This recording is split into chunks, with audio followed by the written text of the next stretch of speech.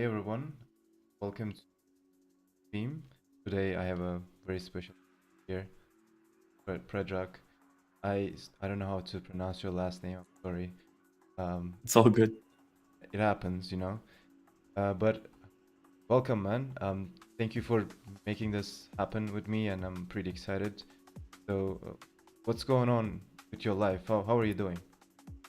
I'm doing well. It's great to be here. I'm excited to write more lints.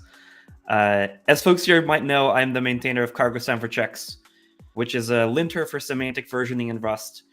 The idea is that every time we run cargo update, we pull in new versions of dependencies. It would be great if our project continues to build and doesn't suffer breakage because somebody accidentally shipped something that was a breaking change. cargo-semver-checks is a tool that maintainers use to make sure they don't break their downstream folks that depend on them downstream. So I'm super excited to be here with you and write some more lints. There are almost 100 things that cargo-semver-checks can catch, which mean that there are only a few hundred more things that it needs to catch and doesn't yet. So we're gonna make a dent into that today. Yeah, sounds awesome. I personally use cargo-semver-checks in a couple of projects, and it's just great. And I'm very like amazed how it works. Like it catches the things that you never even like think of. It's really awesome in that regard. So super awesome project, and yeah, I would like to learn more about it today and write a lint for it. I think I never contributed to it, like at least like a in the code level. So I think that would be a nice start. And if you like what you see in the stream today, and if you are interested, go ahead and contribute. It's a great project. And I'm just gonna read that here. Hello, hey, Sora, Misho, hey, good. Welcome guys. Right now I don't have like a third monitor where I can see how many people watching the stream, but it's probably around like a couple of hundred. So hey guys, welcome. Some water. Gonna be a I lot. have my Rust mug with some mint tea personally. What is Rust mug? What do you mean? Oh, you can barely see it now, but it used to have like a Rust logo on the back. I love this mug. I use it every day, so that means that it like goes through the dishwasher every day, and the Rust logo is no more. But I got it at a RustConf. Yeah, I think that has some value. So I respect that, man. By the way, are we celebrating something about cargo summer checks? Yes, so we recently shipped a giant new feature that's been on the wish list for more than 2 years.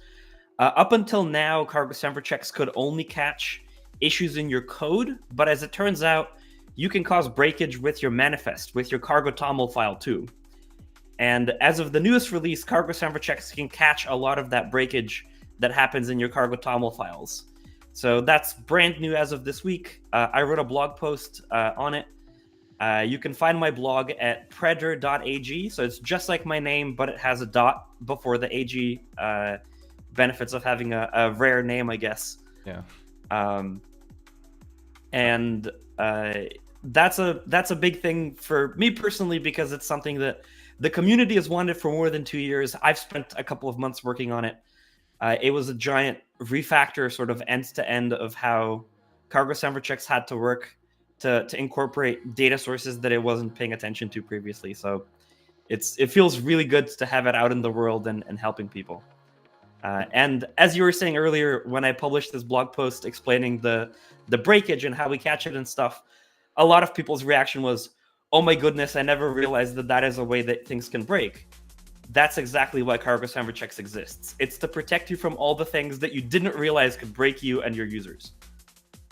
That's really awesome. I like that feature. So to celebrate it, I have something special for you. 1 second. There you go, guys. You probably don't see me, but if you check the stream, you'll see that I have some funky hat going on. Hat situation Amazing. I've just changed.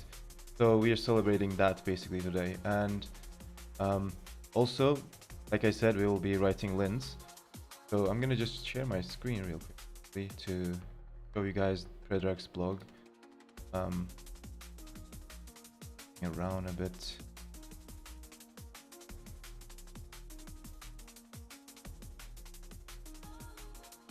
Okay, this is not.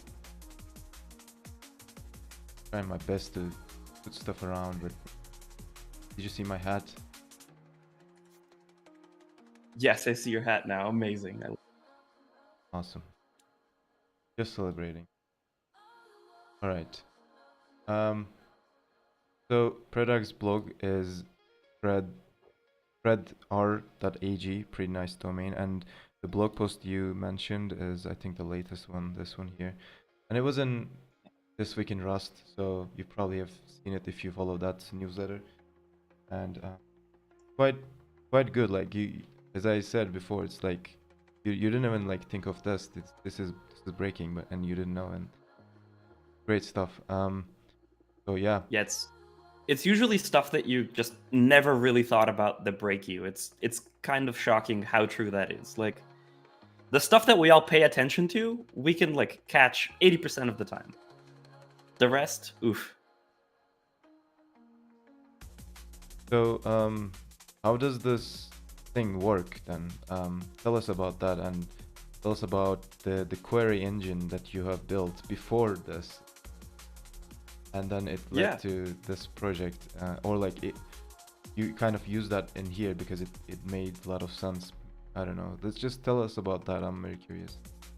Yeah. So the gist of cargo-semver-checks is that there are a bunch of rules that we want to check. Things like, did you delete any functions that used to be public, or have any of those functions that are public, have their function signatures changed? Like, do they take a different number of arguments or something, right? So there are hundreds of these kinds of rules that we want to check, and if any of those, we find examples of breakage through any of those rules, we want to say, oh, they should be a major release, not a minor release, right? But there are tons of these rules. They have all sorts of edge cases. We have to, make sure to get this right, because if the tool is giving you bad information, then it's not a very useful tool, right? And as it turns out, trying to implement all of these rules by hand imperatively in Rust can be very difficult, because the data that we're using under the hood here are things that are not necessarily stable in formats. We're using the JSON output of Rust's rustdoc tool, which changes more or less with every release. It has a major breaking change in how the data is represented in every release. Now, if we think about it, the most recent release of cargo-semver-checks supports 7 different format versions for rustdoc in the same binary. And if we have hundreds of rules in 7 different versions, we kind of end up with this like, 2-dimensional grid of like all of the different things that we need to implement. And that just doesn't scale very well. With the next release, there's probably going to be a new rustdoc format version, and then we're going to need to re-implement all of those rules from scratch. That is not a recipe for sustainability. So what I did was I did something different. I decoupled how the rules are expressed, like what is the business logic, the description of Semver, like public functions shouldn't be deleted or else it's a breaking change, from how is the data fetched and how are those sort of rules enforced. So the thing that we use here is the Trustfall query engine, which is something that I also designed and built. The idea is that we plug the data sources into Trustfall, and Trustfall gives us an abstract representation of all of the data that we could possibly query. So it's not tied to, oh, it's JSON and it has this field and that, like in this key on this object or whatever. It just says, look, we're querying some Rust crates. They have functions have arguments. They might have some structs have fields. They might have some enums have variants, and so on. A variant might have a name, and it might be a tuple or a struct in itself, and so on and so on. So it gives us this abstract representation of the data, and then we can write our Semver rules as queries over that data set. So our rules look like find functions that used to exist and don't exist anymore, right? So we're looking for sort of evidence, constructive evidence of breakage, right? We want to say, if we were importing this function in any project, and we tried to import it with the new version of this package, then the import would have succeeded previously and it wouldn't succeed now, so therefore that's a major breaking change, right? These rules, they're written in a custom syntax. There's a little bit of a learning curve there, but it's something that tons of different contributors have written these rules. It's definitely learnable, and it's something that we're going to figure out on stream right now. So I'm happy to walk you through that. Yeah, I see. I think the most so the scariest part about writing lints for cargo-semver-checks is syntax, like learning the syntax. But I think you have a bunch of examples and bunch of similar lints that we can take a look and then adapt to our use case. So that should be Absolutely. straightforward, I think. Yep.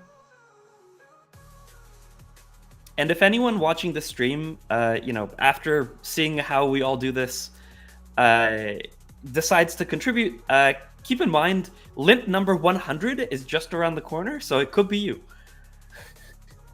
I think we're currently at 95, so we're very, very close. Let's actually check. I'm curious now.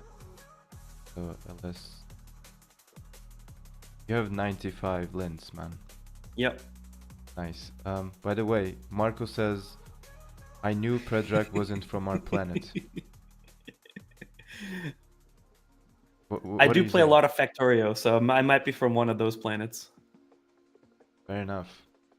Automate everything. The lints must grow. Yeah. So, do we just dive into it then? What do you have in mind? Yeah, let's do it. I would recommend starting with a super easy lint. So usually a lot of the lints are kind of similar to each other. So what we can do is just pick something that has a similar lint already implemented and just riff on that and implement something kind of similar. So we have a quick start document in the contributing.md that is probably worth a look if folks haven't seen it here already. It has a section on adding new lint that will just kind of walk you through a few different things. So the gist is we're going to write these lints as queries.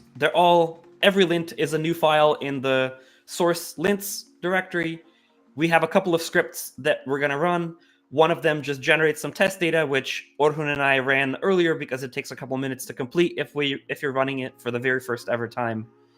And then we have a lint, a script for generating lints that we're going to run that will generate a whole bunch of stub files for us, and then we're going to essentially fill in the blank for a few minutes to get the lints running.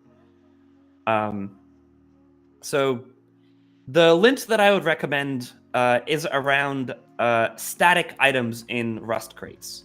So you probably know you can define a static item that is just kind of like a global thing, a piece of global state in your program. And Rust encourages you to generally have those be immutable, which are great. But every so often you need a mutable static.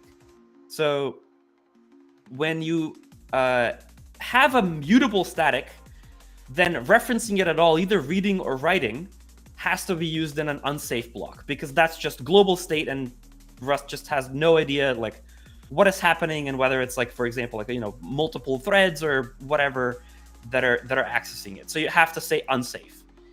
If a static is immutable, then none of the, it could never change, so it doesn't matter how many threads are accessing it, it's completely fine, right?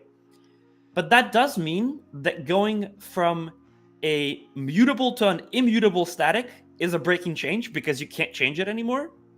But also going from an immutable static to a mutable static is also breaking, because previously you could just read it, and now you have to read it in an unsafe block, right? Yep. So the mindset that we're adopting when writing lints is just kind of, how could I prove that this thing is breaking? And the proof here, if we're adding a lint for a static that used to be immutable is now mutable, is I will write a piece of code that uses that static, and lo and behold, now my code doesn't compile because Rust wants me to write it in an unsafe block, whereas previously that wasn't necessary.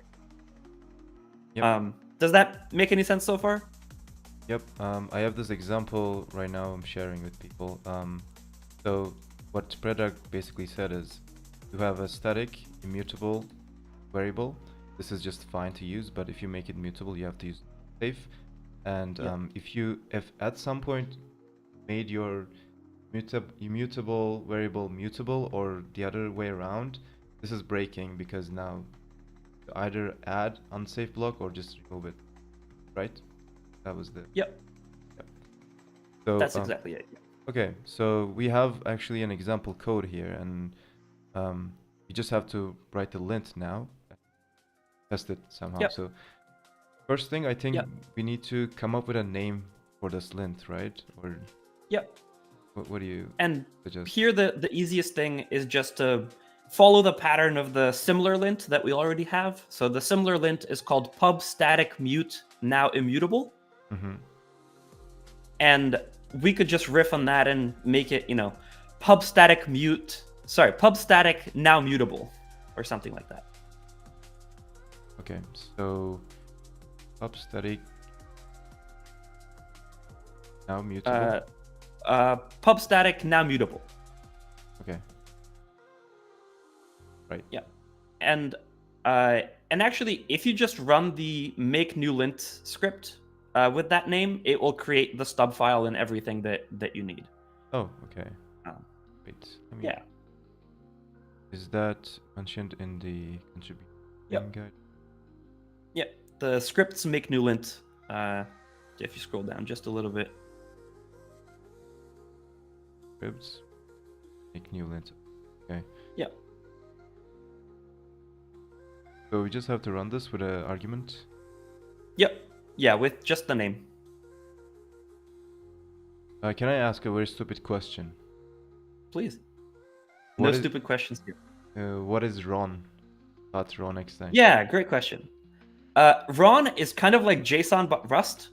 So Rusty object notation.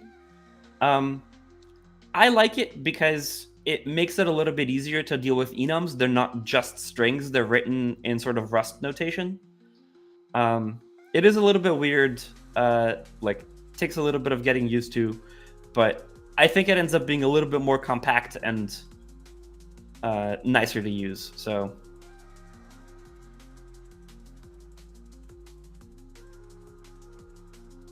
Okay, created lint and also added other files too. Yep. Let's see. It also updated the query rs. Yep. So we have a piece of magic that will run every lint on every test crate that we have and record the results. So the thing that the test script did is it made an empty test crate that we're going to fill out with some examples of the thing that we wanted to catch.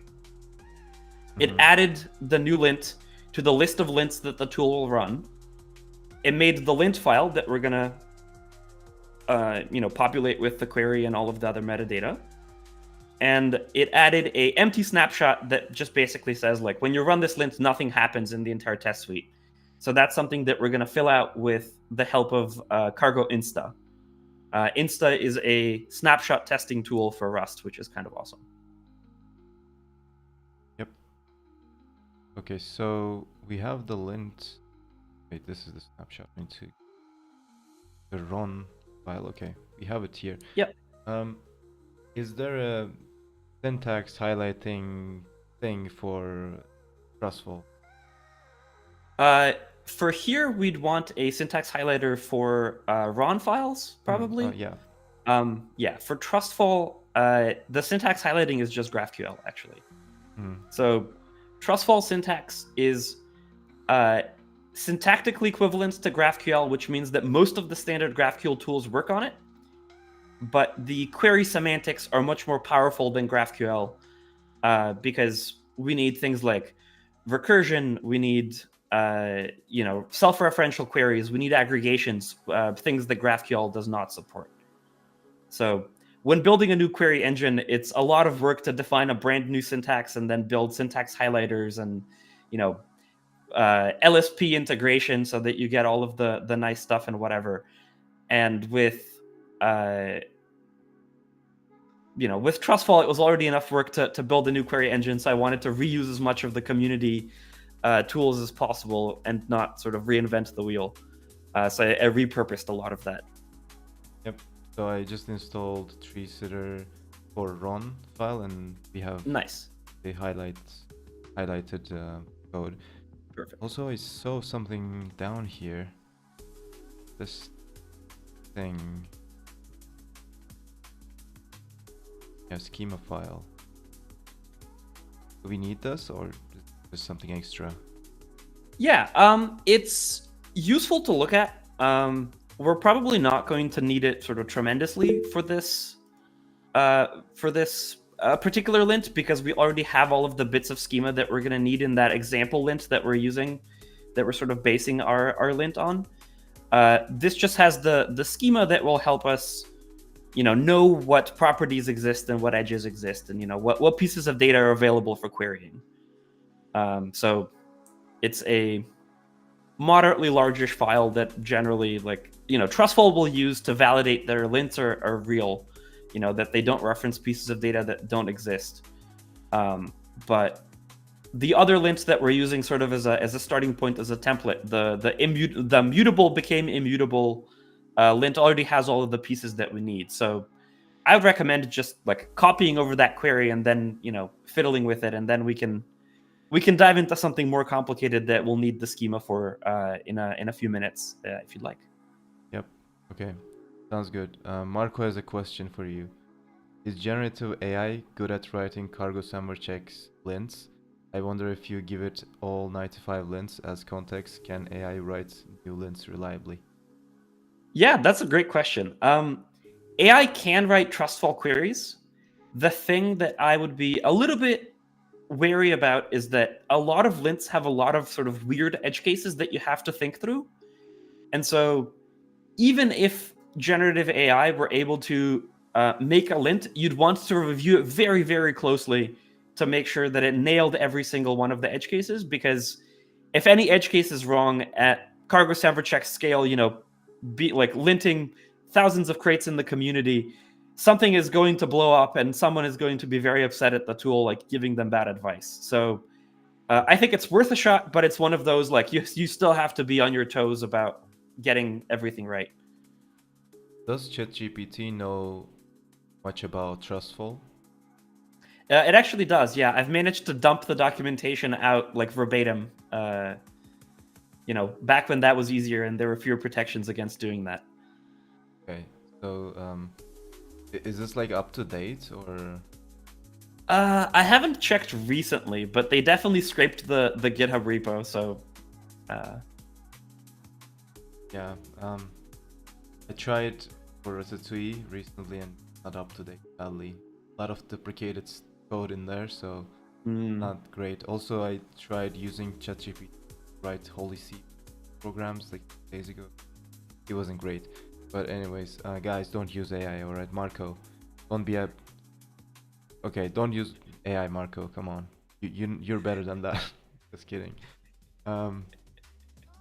So, if you don't mind, I'll just... Yeah, go ahead, sorry. Yeah, I think it's fine to use it as a smart autocomplete. I just definitely would not use it as here's an entire pull request that I haven't reviewed, but I'm gonna make the maintainer of some other repo review. I think that kind of crosses a line.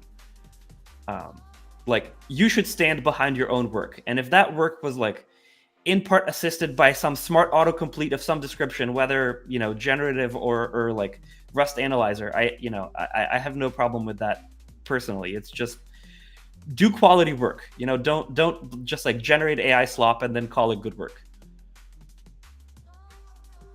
Good advice. Wise words to live by.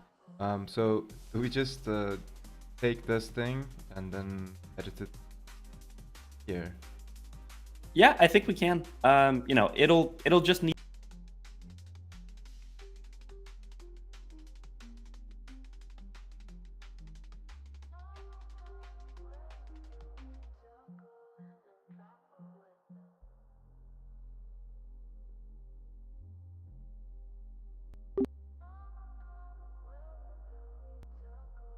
Okay, the connection that I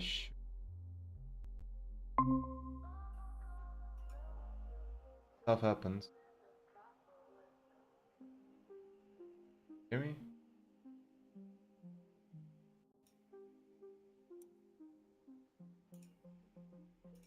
Hey. Hey, I'm back. Yeah, sorry, it's my internet connection. It's all good. What did Uh, I miss?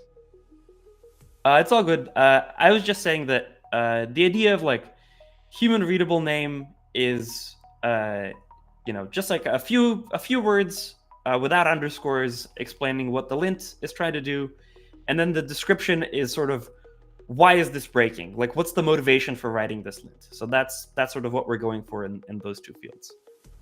Okay. Got it. So I'll just copy that over and then edit it accordingly. Sounds good. Marco, no worries. I mean, it's a hot topic. I think it's worth addressing. Second up.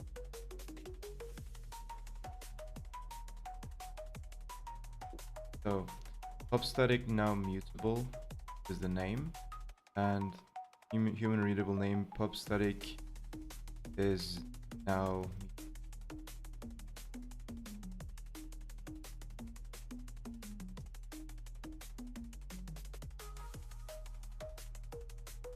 mutable static became immutable, thus can no longer assign to. So this is instead an immutable static became mutable, and thus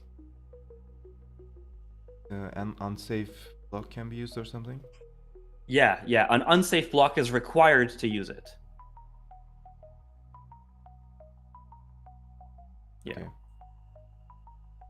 And then that field tells cargo-semver-checks when to run the lint, right? So it says, ignore this lint if we're already updating to a new major version, right? And otherwise run this lint, and if this lint finds anything, demand a major version in order for that to be okay, right? Yeah, so this is a major version change, right? Right. Okay. Exactly.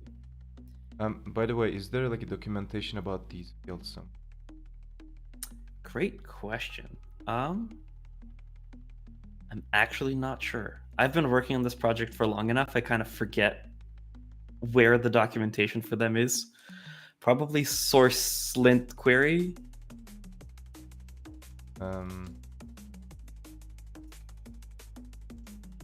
If not, that would be a fantastic PR to open, I'm just saying. Yes, semver query is the struct that we're deserializing to.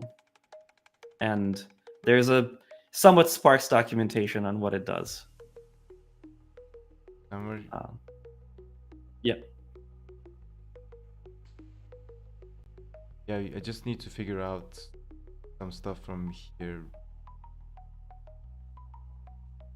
Yeah, the process for writing new lints is just kind of like cargo cult the existing thing and tweak the like few things that need to change a little bit. So, but I was like actually expecting something in Trustfall, or like maybe in like, I don't know, something in the contributing guide just explaining like each like field and what they do and what are the possible values and so. Maybe no, we definitely should add that. Yeah, take it as a recommendation. I'm gonna make a note. Lint level deny, I guess that's fine. Yeah, exactly. So the other option is warn, right? So here we want to say, no, this is like definitely breaking, like don't do this. So what is the reference? Yeah, so reference link is how do we convince a user that this is actually breaking? Like where could they go to read more, right? And in an ideal case, we would have a reference link to the cargo-semver reference. So that's a document that that describes like all of the possible ways that things can break. It's of course a work in progress because the language is growing and there are many possible ways to break things, and so we just kind of haven't managed to document everything. This the document that you're talking about? Yep, that's the one. So yeah, in an ideal in an ideal world, we would always have something here to specifically reference. right? Unfortunately, as far as I know, statics are not mentioned here at like significant length. Yeah, there's exactly. like no And so, mention. yeah, exactly. So that's unfortunate. Of course, this is a page that's open source. It's a work in progress, and the Cargo team is very happy to take contributions. But because we don't have a link to cite in the Semver guide, then the next best thing that we can cite to sort of explain this breakage further to users is the documentation on static items. And in particular, what's relevant here is what does a mutable static require that an immutable static does not, right? So we might reference this static items page. We might reference the section on immutable static items. It's just kind of a judgment call on the part of the lint writer. Like, which section in the docs is the most useful thing if the person encountering that lint was going to read one thing of documentation to understand why cargo-semver-checks is complaining. Yep. To be honest with you, if you shared like this page is, I think, for me at least, more useful because it's just the code and just two snippets. Whereas this is like, you know, a bunch of explanations and like it's up to you to figure it out why it's breaking and stuff like that. So what is this document actually? I just found this from Google. What is it? Do you know about this thing? I think it might be a like Google published guide on like learning Rust quickly. I think they have like a training program for bringing people up to speed quickly with Rust. And I think that might be part of it. So I think it's a fine place. I mean, feel free to throw that link in. Yeah, because I mean, you know, it's just simple, I think. Are you fine with just putting that here? Or okay. Definitely. And of course, in other fields, we're going to explain the breakage in much more detail, right? So this link is just kind of like for the folks who want to read more, you know? We don't want to have a workflow where in order to understand the problem, you always have to like go read something at a link. It's just that like if you want to be really convinced that this is breaking, where do you go? The answer is here. Yep, got it. Okay, by the way, I'm going very slow, but that's because I want to understand every step. So if you just end up writing one lint in the stream, sorry for that. You had like not at all. That's higher expectations, totally fine. Like 100 lints in one stream. That won't happen. No. Okay. All right. So the main man, the query, I guess, right? Before you explain anything, I'll just take a look and try to understand and try to. Yeah, sounds good. And Go ahead. it might be good to, you know, just to like not have split context. Just go back to the already implemented lint, just so we're looking at a query that matches the description around it.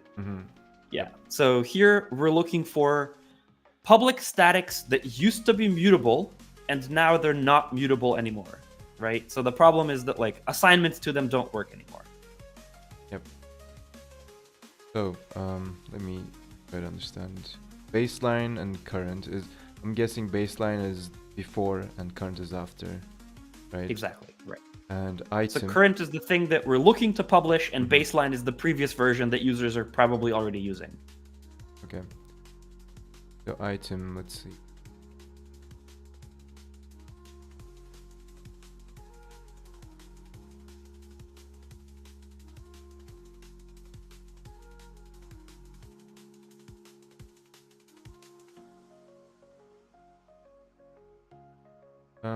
So here we check the visibility of if it's public or not, basically, and then we check if it's mutable. So we filter basically, and then I didn't get this thing, portable path. What is this? Yeah, it's a great question. So just because something in Rust is public, it doesn't mean that you can import it, right? So you could have a public item inside a private module, and so long as that item is never re-exported out of that private module, you can't access it, because in order to write a path to that item, you have to access the guts of the private module, and Rust won't let you do that from outside the crate. And so the thing that we want to make sure here is that this static is not only mutable, but it's actually public API. Like somebody could have used it, right?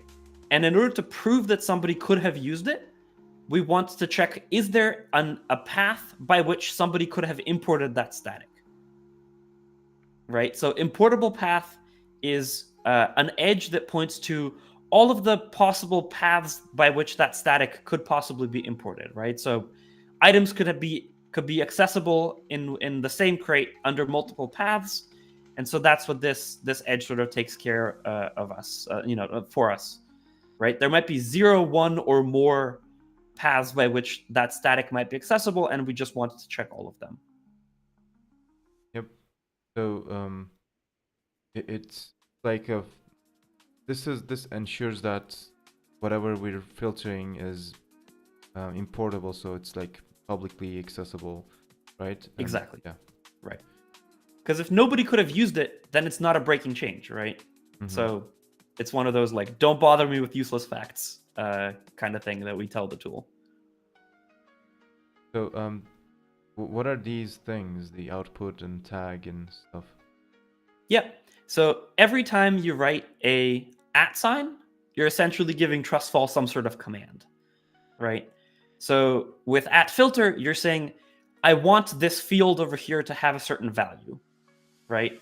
With @output, you're saying, after this query runs, give me this field, like this field's value. I want to do something with it, right? So if you're more familiar with SQL, @output is like a clause in the select portion of a query, right? So that path @output says, select path from inside there as output. Select path from inside there as path, right? Mm-hmm. And you could choose to rename it to something else as well. So if you don't rename it, its output is itself. If you do rename it, then it's output to whatever you rename it as. So extending the SQL analogy, @filter would then be a where clause, right? So it would be like, where visibility limit equals public, where $public is whatever the public variable resolves to. So that's something just below the query. We have a list of variables that we're going to probably see in a minute. Okay, got it. All right, so moving on, this is the current item that we're looking at. We're checking if it's public again. We are checking if it's not mutable. Yep. And what is static name? Yes. So now we're renaming name to static name and then outputting it. So this is essentially select name as static name. Okay, wait. So when did we define name? Name is the thing to the right. Yeah, that one. Oh, so output name. Okay, static name. Yeah. So it's alias that we're outputting under colon, the property that we're touching @output being the command that we're applying on it. That's not my preferred order of operations, but that's just like GraphQL syntax that we use. So it makes all of the other tools work nicely, and I'm sorry about that. If GraphQL is not like your cup of tea, then I'm sorry. Trustfall is a pluggable query engine, so if you don't like the syntax, you can build your own. Yeah, okay.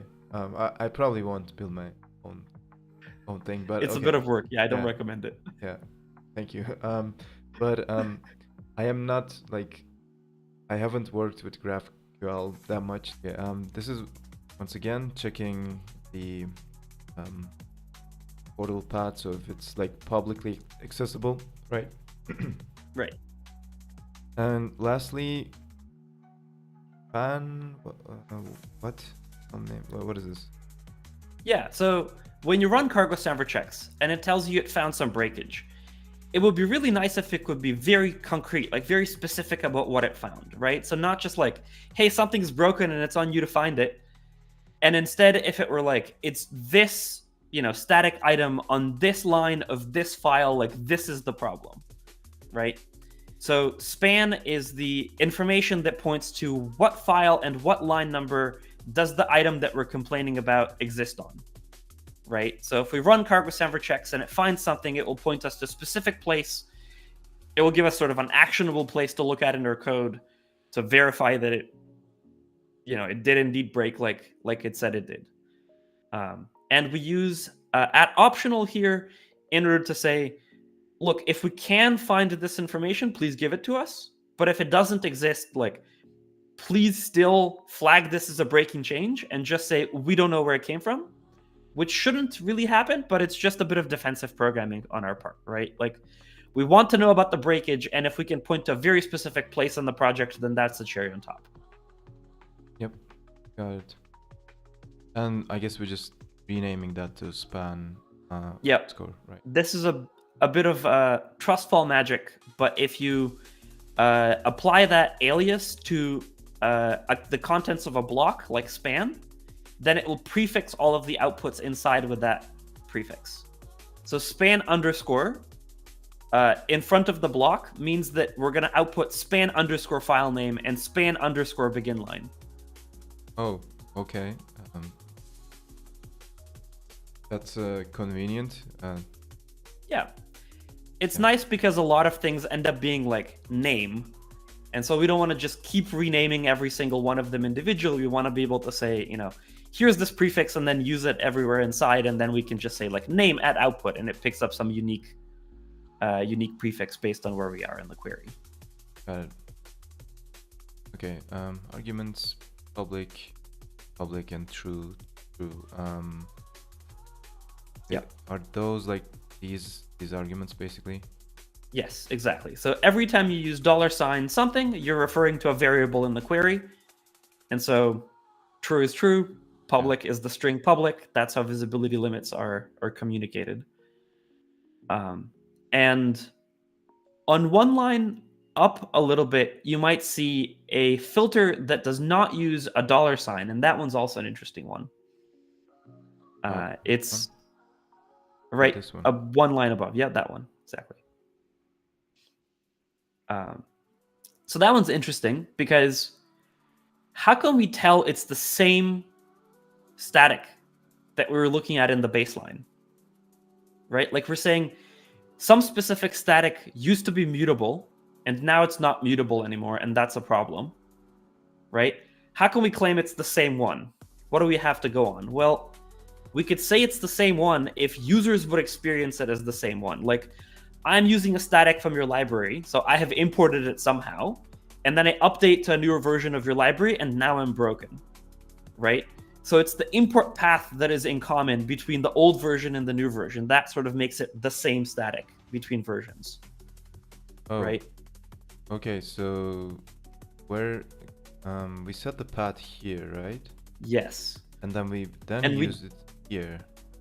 Exactly. Okay, so that makes sense, yeah. Yeah, and when we grabbed the path at the top, we didn't just output it, we did one more thing to it, right? There's that @tag thing. And that says, remember this value, I'm going to use it later in this query. So it's tagging it. Exactly. That's, right. So it creates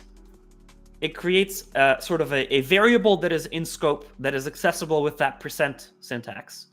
So when we do like %path 14 lines down from here, right? Trustfall knows, aha, it's actually this value from somewhere else. Let me go like look at what that value was and then reuse it, right? Because we want to run this lint on every static that existed in the crate, like find its corresponding new version, and then check if, it became mutable or vice versa, right? So we don't have a specific value in mind. We want to say for every value that we could have run into here, we want to run this query, right? Yep. So now I need to ask a question about how this is being run, because you mentioned we need to somehow know these, like we're checking the same type basically. We want to make sure of that. So we set the path in the baseline and then we use it in the current. So is it running like it first runs the baseline for each like item, it just filters everything, and then it goes to the current and then does the same, but uses the path this time in the current? Or how does it like do it? Like is there some kind of like magic stuff going on where it's like it finds something in the baseline and just runs the current one, and how does it happen? Yeah, great question. So an interesting thing I want to touch on before we dive into that is that all of this is like to satisfy our curiosity because it's not part of this lint anywhere, right? Like you don't have to care about how all of that running happens so long as it runs, right? And that's one of the beauties of having this kind of declarative system, right? So the way that it runs today might be one thing, and if tomorrow we find a way to make it 5 times faster by running it differently, we can, and it's not going to break any of our lints. And I just think that's really cool. Like that's been behind a lot of the performance optimizations that cargo-semver-checks and Trustfall have shipped in order to make the user experience better. And we had a question in the chat. Yes, that's exactly it. So your users are going to update to a newer version of your library, and you want to make sure that their stuff is not broken, right? So we're writing rules to check that every possible kind of breakage that could have happened has not happened, just to assist maintainers, because there are a lot of rules and it's very hard to keep all of them in mind. So Orhun had a question about how we actually run this query. Trustfall is a query engine that allows us a lot of freedom in choosing how stuff runs. So I'll tell you how stuff runs currently, with the understanding that, some of this might change if we find a smarter way to do it. So right now, we would run the query sort of starting from the top. So we would look at the baseline crate. We would look at all of the static items inside it. We would discard ones that are not public. We would then discard ones that aren't mutable because we have that, mutable filter true bit there. We would resolve all of the import paths for all of those static items. So whichever ones are not importable, we're just going to discard. If a public static is importable, it might not still be public API because it might be doc hidden. And so that's what that public API filter true is doing. It's just making sure that it's not doc hidden in any way. So the maintainer has declared it as officially public API. And then we're sort of done with the baseline block. We have some static items. Trustfall doesn't actually do this in batch. It does this sequentially. It's fully lazily evaluated. So it operates sort of like item at a time. So now we're going to look at the current crate.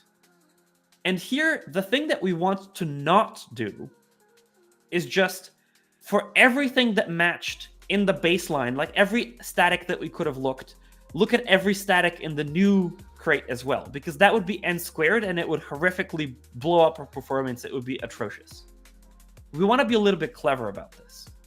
And so because of a piece of magic in how cargo-semver-checks is implemented, there is an optimization that says, hey, before I look at items and statics and stuff like that, is it possible you're looking for a specific item at some specific import path?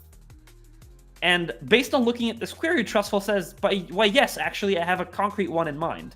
It's this path, the one that we did, at tag on, and that we're referencing with %path on that line 32 right there.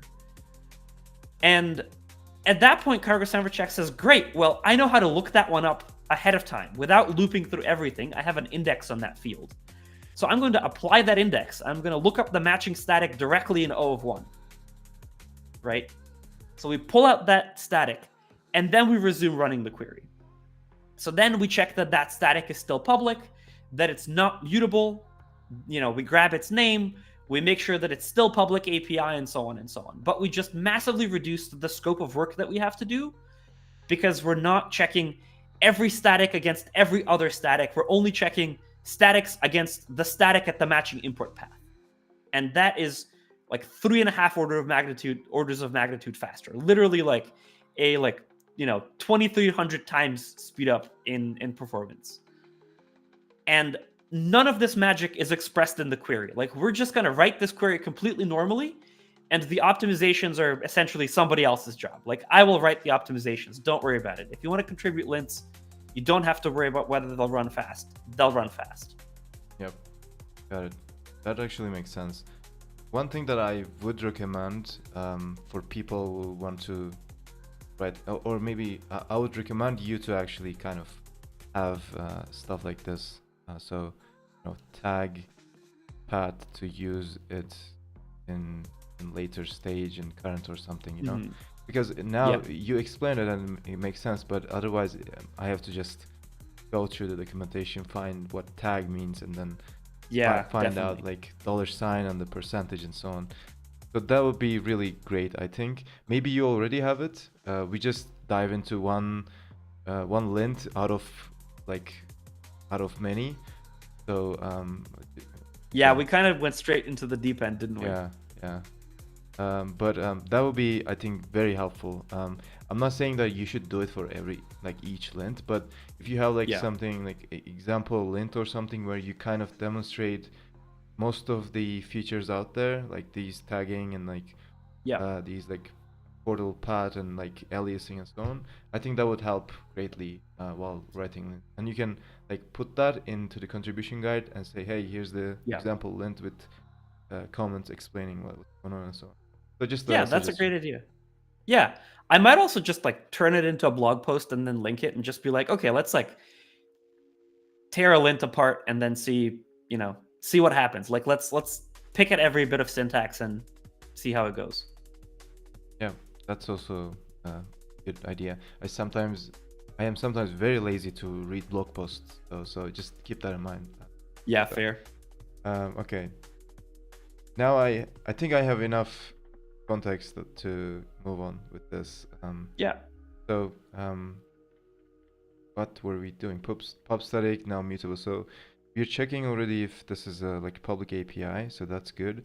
But we need Yep. to check if it's not mutable. Right. So originally it was not mutable in the lint that we're writing, and we wanted to make sure that it is mutable afterward, and that's the breakage, right? Yep. Wait, we have a question. If I understand this correctly, typically the maintainer of a library runs cargo-semver-checks on the library before releasing a new version to not break API, or do library users use it as well? Yeah, it's primarily for maintainers. Yeah, so you would run cargo-semver-checks right before you publish. The idea being, you did your best to be careful to not break people, but it's nice to double check before you publish the new version and then discover in a GitHub issue that something slipped through. In practice, we all do our best and stuff slips through anyway. So that's why cargo-semver-checks is very useful. Nobody is perfect, and expecting that everybody should be perfect is not a strategy for success. Yep. I have a question about that as well, but I don't want to interrupt this thing, and then maybe I'll ask it later if I don't forget. Yeah, sounds great. Yep. Is there another way to make this thing better? Is there an immutable filter? No, because that's a property on the data type, right? So you're kind of asking the static, hey, are you mutable? Right? And that's something that the schema has defined, right? So when you see something like mutable there, the mental model, if you're more familiar with SQL, is it's a column in a table, right? So the table is called static. You've kind of arrived there somehow, and now it has certain columns. So visibility limit is a column, mutable is a column, and then importable path is a foreign key relationship that you can navigate to some other table. Okay. And are those documented somewhere? Yes, those are part of the schema. Got it. Yeah. Perfect. And I think this is it for the baseline. Yep. So here, this will be wait. I was just tempted to do this here, but I think that's not valid. It's just one equals, yeah. All right, so now it became mutable and portable path, fine, and that's it. Or yep, that's it for the query. That looks right to me. That was easier than I was expecting. Okay, error message. Let me just reuse this somehow. So, and mutable static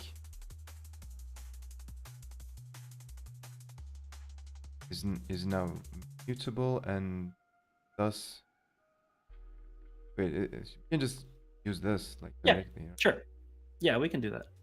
Yeah, so this error message is what cargo-semver-checks will display when it finds any instance of this kind of breakage, right? Mhm. So it will like describe the class of error that it found, and then it will print one line per instance of the issue that it discovered, Mhm. right? So it will tell you, I found this problem and it exists in like 10 places, and it will say it's like this static in this file at this line, and also this static in this file in that line, and so on and so on. Got it. Right? So we have that template that is templated with, you'll probably notice, the things that the query is outputting, right? So one result of the query is one instance of breakage, and we're just going to run that template once per result in the query.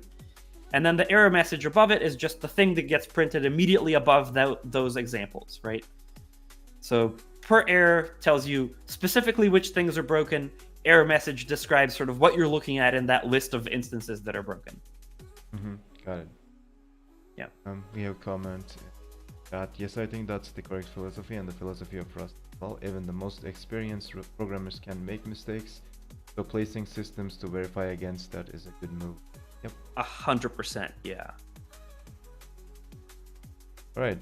Now we need to write tests for it, right? Yep. Let's do it.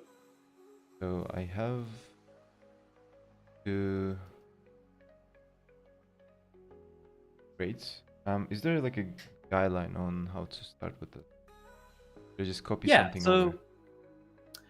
Yeah, you can. It would be useful to maybe take a look at one of the other crates. The gist of it here is like write an example of the breakage, and then make sure that it's caught. Right. So, what are the possible ways to cause the problem that we're trying to prevent? Let's like cause them on purpose and make sure that it does indeed get caught. And then, if there are ways to maybe appear like you're causing that problem, but that problem doesn't happen for some reason, like some tricky edge cases, include those and then make sure those are not caught, right? So we're sort of protecting against both false negatives, so something should have been flagged and wasn't, and protecting against false positives, like something should not have been flagged and was, right? So we want to, not have either class of bug here. So a super naive example would be like, we're testing for a static that was immutable and became mutable. So we want to have a static that is public, that is immutable originally, and becomes mutable, and we want the tool to catch that. Yep. And I'm just looking at the example for the other one. I see a couple of cases here. Yeah. So would you like prefer to have a couple of different cases where you put something in a module, or like you make it like, I don't know, doc hidden, or what do you prefer? Is like one just a simple thing enough, or you want to like test many cases? Yeah. I mean, it's really up to you, right? Like, the more exhaustive we are in tests, in a sense, like the more robust the tool becomes. But then again, this is a pretty simple query, and so I'm not like that worried about us breaking a lot of things, right? So it's really your call how deep you want to go. And obviously, like, this test crate isn't frozen in amber. We could always just like come back and add more to it later if we decide to. Yep. Sorry, go ahead. And the key idea here is, folks probably noticed on the left-hand side, we have a old and a new directory. Each of them has a crate, and we're basically pretending that we used to have the old crate published, and now we're about to publish the new crate, and that is the point at which cargo-semver-checks is running, right? So we're going to write sort of two pieces of source code, and those are the things that are being diffed. That's the kind of thing that we're simulating with the test here. Yep. So I want to go ahead and get inspired from your other example and then try to come up with something here. For example, cool.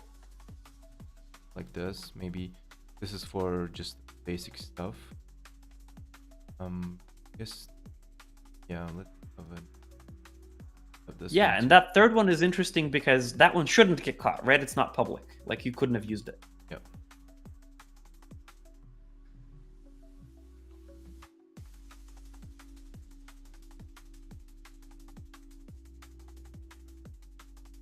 Yeah. In fact, if we want to be super fancy, we could just like swap the places of old and new and the other test crate that was testing for the opposite transition. What? Say it again. Swap. What? The other lint was checking for you used to have a mutable one and now it's immutable. Oh. Now we're checking the opposite directions. Oh, okay. So you mean just copying that? Yeah. Okay. It's an option. We don't have to do it, but Wait. like new would become old and old would become new. Dude, you're so smart. Gonna do it. Yeah. But as you're doing that, the idea of this test crate is we just want to like try all of the tricky test cases, right? So like we have a thing that's public, but it's doc hidden, so it's not public API, even though it's accessible, and so we don't want cargo-semver-checks to flag it.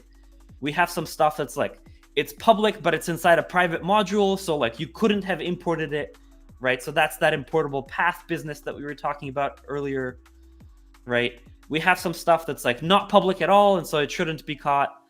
We have like a little bit of everything. We're trying to exercise sort of every edge case that we've protected against in this query. Every place where we could have put a filter and like the query execution could have gone one way or the other. We have an example case that, checks whether that, went one way or the other and making sure that, if we were to delete that filter and that was a bug, the test case would blow up and would flag it, right? There is a methodology folks call mutation testing or fault injection testing, where the idea is like, assuming your code is like properly implemented and well tested, if I intentionally put a bug in, will the tests catch it? Right? And so we want to make sure that for every possible bug that we might have had in writing the lint, we have a test case for it. That's the sort of like gold standard if you really want like super extra credit for writing these kinds of test cases. Like that's the like best possible thing that you could do. Obviously, that's not necessary in many cases. Like,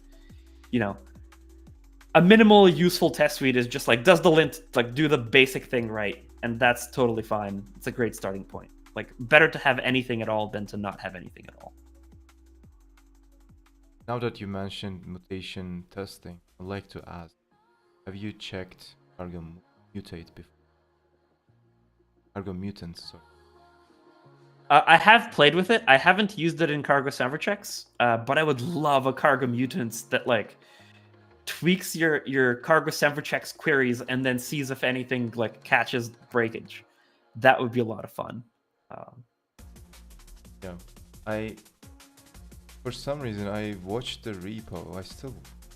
But I only watched it for some reason, and I get like very random notifications from them. But this project they seem to be moving forward and seems very promising. So it's a lot of fun. I would be very excited to see this thing and the cargo-semver-checks coming together and doing some crazy tests to it where you just have like have something impossible to break, or just you catch something when it breaks in the very most edge case or something like that. That would be awesome. That would be super cool, yeah. But yeah, this is just a reference. Anyone is check them out. So yeah. So I swapped the old and new. The old one is like this, and a new one just adds a mutable keyword to the statics. Yep, that's it. So now, how do we run this? Yeah. Do you have cargo insta already installed by any chance? Cargo insta, yeah. Yeah, great. So you should be able to just do cargo insta test. And so after a bit of compiling, what's going to happen is that the test suite is going to load every single test crate Oh, sorry, I actually forgot one step. We're gonna need to rerun that generate test rust docs file, that script, because we just added a new test crate, right? So we need that like new rust doc information. Great.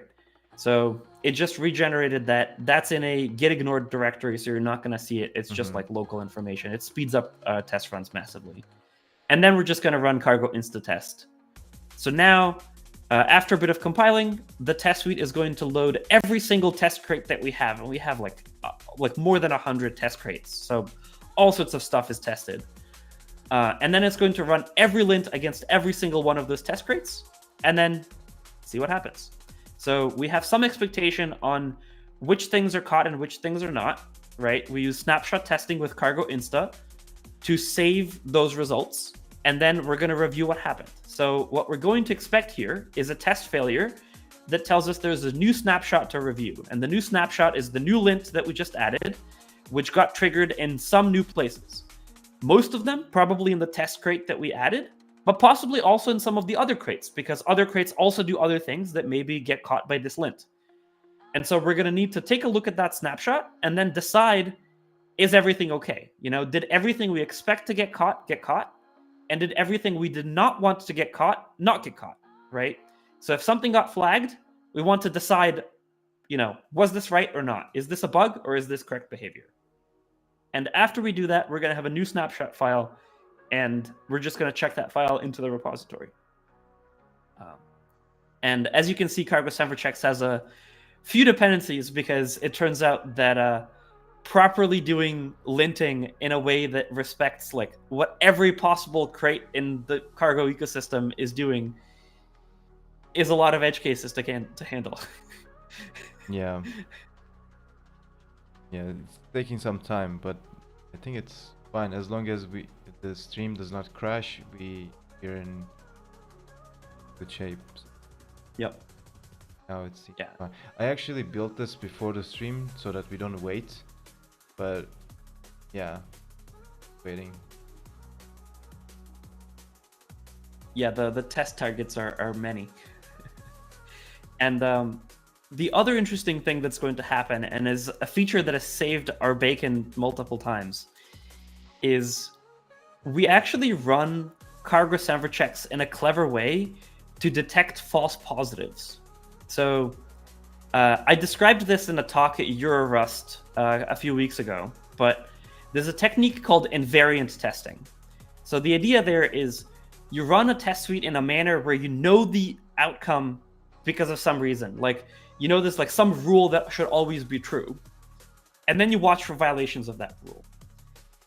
The rule that we know to always be true is that if you run cargo-semver-checks on a crate that hasn't changed at all, there are no changes in it, right? So baseline and current are the same exact thing. No lints should fire, right? Because I couldn't have made any breaking changes if I haven't made any changes at all, right? So cargo-semver-checks is going to, this test suite is going to run cargo-semver-checks on every crate, both between the old and new, like we were talking about earlier, but also on old and on new sort of separately, and you know, just like on itself, and make sure that nothing has broken, that like no lints get raised. And that is wonderful because it has saved us multiple times from shipping accidental false positives that would be very frustrating to our users. Like, you just don't want to tell people, hey, your crate is broken, and they literally haven't changed anything. That's just embarrassing. So that's sort of the bar. We take great pride in things being correct here. So cool. We're seeing that we got a couple of new snapshots, and then one of our tests is just reminding us that like we have new snapshots to take a look at, and so we want to make sure that everything is fine.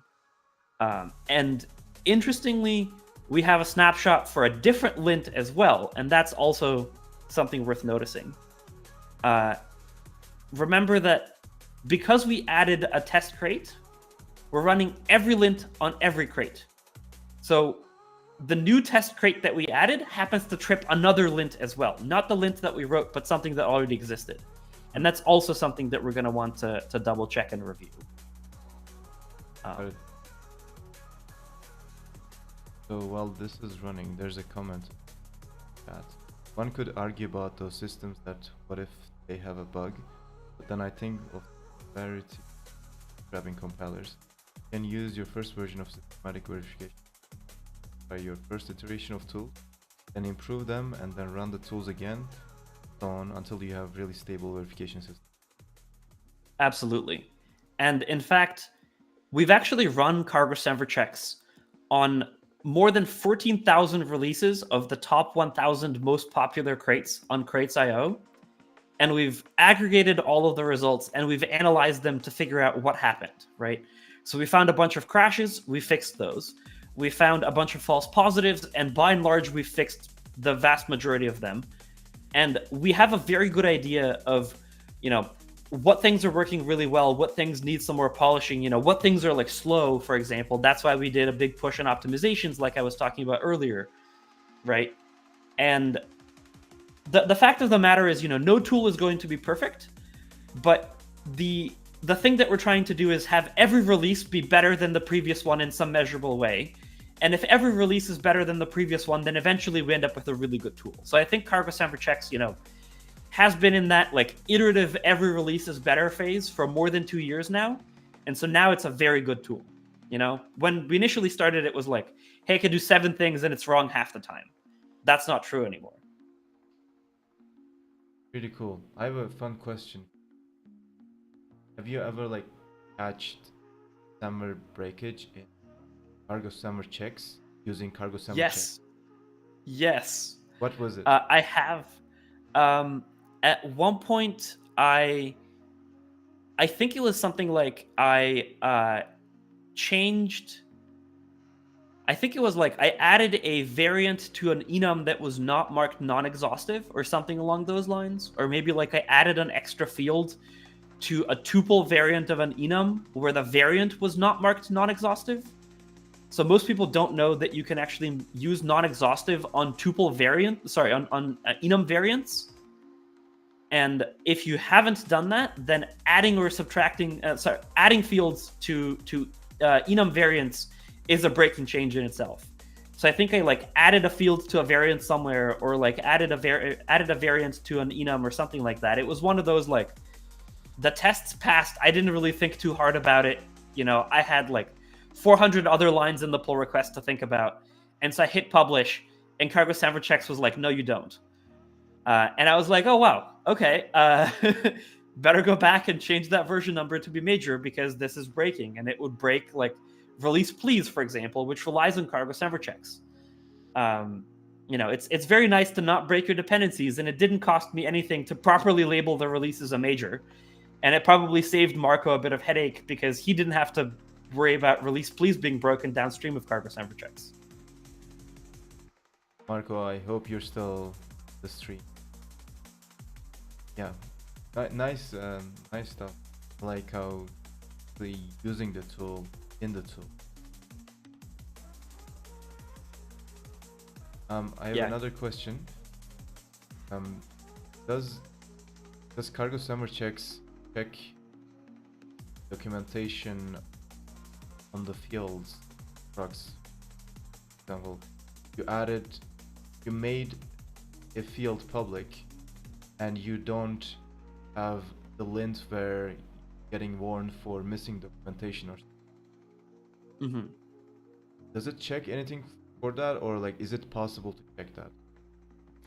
Yeah, good question. So we try to not overlap with functionality with other existing tools as much as possible, just because if there's a reasonable tool in that space, we should spend our energy on other things because we don't have infinite, time to add new lints. Clippy has a nice lint for this. I think it's missing docs or something like that fires on every item that is public that is not documented. And so that's the thing that I would recommend using in that case. We are looking at adding some extra lints in places where it's particularly useful to not just say, this is the current state of the repository, but it's particularly useful to say, and this is how it's different compared to the previous version. And so we do have some lints in our backlog that would benefit from something like this. But they tend to be sort of more situational and more complicated. So, not related to doc comments on fields and things like that. Generally not doc comments. Okay. But if you wanted, you can probably write your own. Sure. That's nice. Yeah, I like that. Yeah. So going back to that, have a new snapshot. That's why it's failing. Another test failure, right? Yep. It was just that there are snapshots that are not resolved that we have not reviewed. So that's just to help us make sure that, like, pull requests don't pass CI with snap.new files that have not been decided, as correct or not.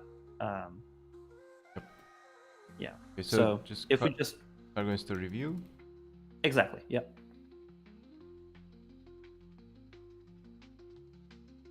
Yeah. So this is probably... Ooh, we have a compiler. This is because I have a global cache and yes. Yeah. Okay. We're gonna say reject on that, and we're gonna fix it by stripping that line out of snapshots. So this is a place where we need to improve our snapshot collection, just because that line isn't relevant to our test case. So we're gonna say reject, and then CI is still gonna pass with that, and it'll be fine. Wow, that global cache is really biting us, huh? Yeah. This is what I mean. cargo-semver-checks has a lot of users, and we keep finding all of these edge cases. So every release is going to be better. We're going to fix this, and then Orhun is not going to have this problem going forward.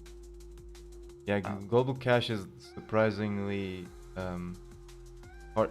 It's a bit difficult to work with because everyone assumes you have a target directory.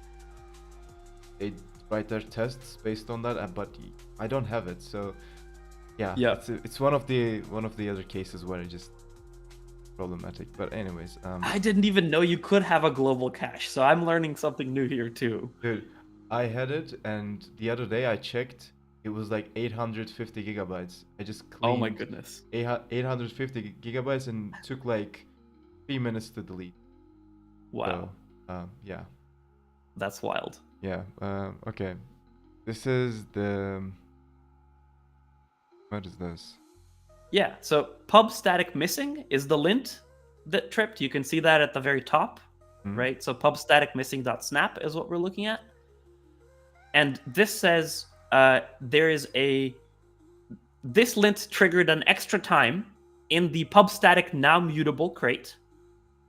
And it said, the static renamed item with path pub static now mutable static renamed on line 14, it claims that it no longer exists, right? So the thing to do here is to open our test crate and check old versus new. What happened? Is it actually missing, or what's wrong with it?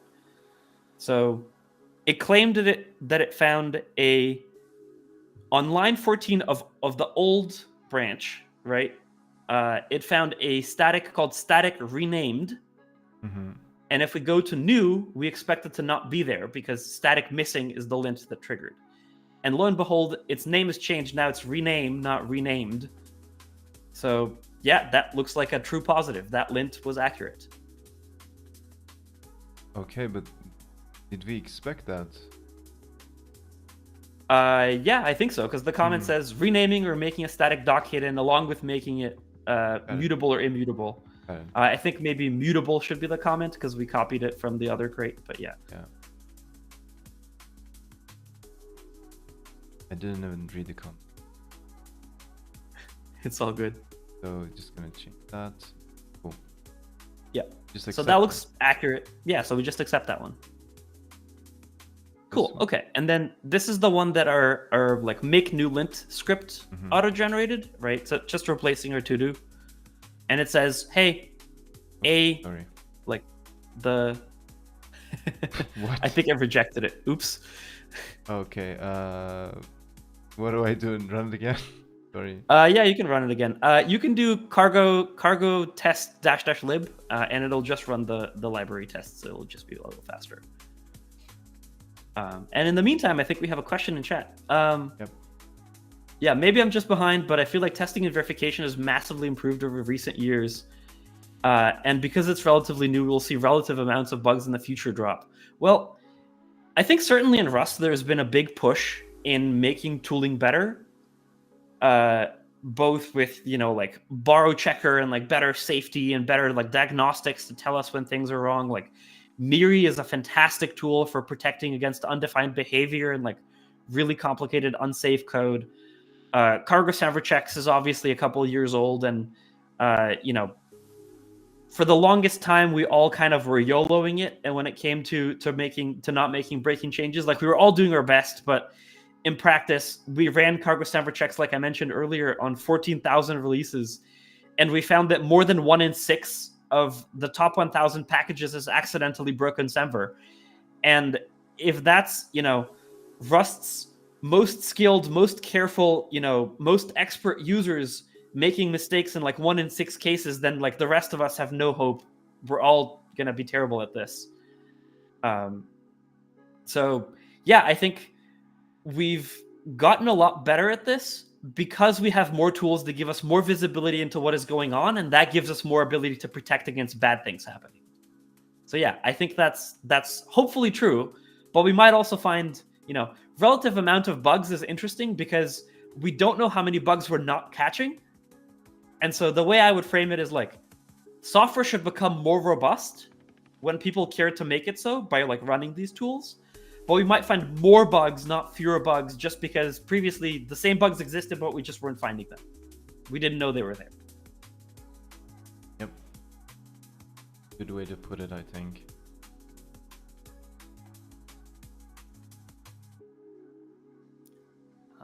So yeah, so new Insta Snapshot, right? Once again, this is the to-do thing, and have the actual lint running now, so that's good to accept. Yep.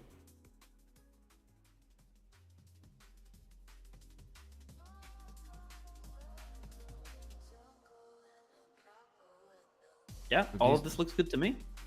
These are the changes that we have.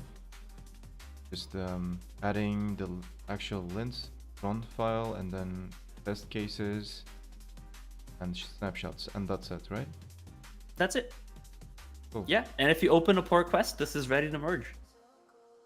Awesome. I'll check here once again. This document, I'm getting lost in it. Here's the part where, yeah. There's the outline on the right-hand side that you can enable, I think. Oh yeah. So yeah, we did that. Already done. Oh, you have a little example. Yeah. Okay. This is the first time that I'm reading this, so I just have a look. Yeah, it's all good. There is a lot of detail in that document. It's intended to be, something you can just kind of like read and follow on your own. Mm-hmm. But obviously, if we just like read a document on stream, it would not be very fun. So I'm glad we did it this way. What is witness? Yeah, great question. I was hoping you'd ask that. We should talk about witnesses, and then we should probably touch on like how new pieces of schema get added, because we just like wrote a query, but like kind of referenced pieces of data kind of out of nowhere. Mm-hmm. So cargo-semver-checks is a complicated tool, right? And most people using it don't have visibility into like all of the edge cases and like the hundreds of lints that exist under the hood. There's a lot of machinery happening. And so it's easy to say, who knows what this tool is doing? It might be wrong. Like, how can I trust it? The idea of witnesses is that we want to give you not just like a claim that a piece of code is broken, but a specific piece of code that a downstream user could have been using from your library that exhibits the breakage that we claim to have found. So not just like, hey, this is hypothetically broken, but instead, here's a concrete program that works fine on your previous version and is now broken if you release the thing that we are currently scanning. And then if you don't believe us, like, you don't have to take our word, you can just go into that like test program, use it with the new version of your package, run cargo check, and cargo check will tell you that it's broken. Right? So it's unambiguous. It's like, complete 100% verified proof that the breaking change that we detected is actually there. It's not some false positive or hallucination that cargo-semver-checks had. And the way that we're doing that is kind of cute, and it's still unstable, so we did not fill it out for this lint, but it involves basically writing a little bit more templating logic that describes how to construct a Rust program, like a piece of code given the information that we have seen, and get to something that used to be fine and is now not fine, right? So an example would be like, if a static used to exist and doesn't exist anymore, then any program that references that static is broken, right? And so the witness program is just a single use statement that tries to import the thing. And now when you try to import it and it doesn't exist, then cargo check will be like, you're importing something that doesn't exist. It's broken. Right? So it could be something very simple. For some lints, it could be something more complicated, right? If it's like, hey, your function used to take 4 arguments and now it takes 5, then the witness is going to be a little bit more complicated. It's going to need to like call your function with the old number of arguments and then be broken by the new number and so on. So writing witnesses can be a little bit more complicated, and that's why we don't require it in initial lints. Like, having any lint is better than not having it. And then we can go back and add a whole bunch of witnesses as this piece of functionality matures. So this is brand new, it's unstable, but it is part of how we verified that, that number of like 1 in 6 of the top 1,000 crates have accidentally broken Semver. We did it by generating witnesses, and that's how we know that that functionality is valuable. I just wanted to check out witness. Yeah, like function missing should be great. Yeah. And so yeah, so hint template here is just kind of like we would print that to the terminal. We would say like an example of the breakage would look like this, and so the join templating here is just going to like concatenate the path that we have as separate components by : right? And it will just say like, calling the function will be broken, right? And so this is not a compilable piece of Rust code. This is just sort of intended to give you a bit more flavor for what the breakage would look like. And we have not written the full, like, this is how you generate the Rust program here, because like I said, this is unstable functionality, so it's still being worked on. We have not finalized like what that will exactly look like. Yep. And you handlebars template. Yeah, we do. Cool. Nice. Love to read. Yeah. Okay, I don't want to get lost in the details. I just want to create a PR. If you don't mind. Yeah, please do. So, do you have any guidelines on branch name or like the commit convention, anything? Or no? Free? Anything that will remind me that you've added a new lint here, so that I can call it out in the release notes, would be great. So then yeah, that's perfect. Let me check the commit convention on directory. So we don't have anything super specific. Just okay, so just feed would be fine, I think. Yeah, that's totally fine. Add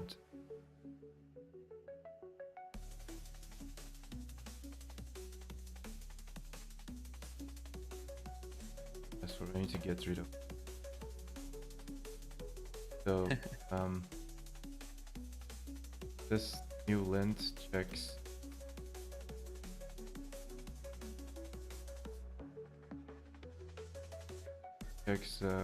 what? Okay, my brain frozen.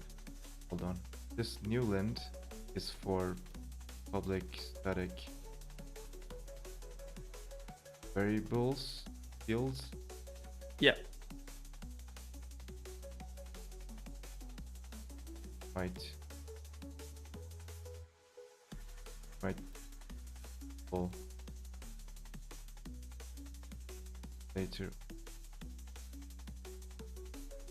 This would require them to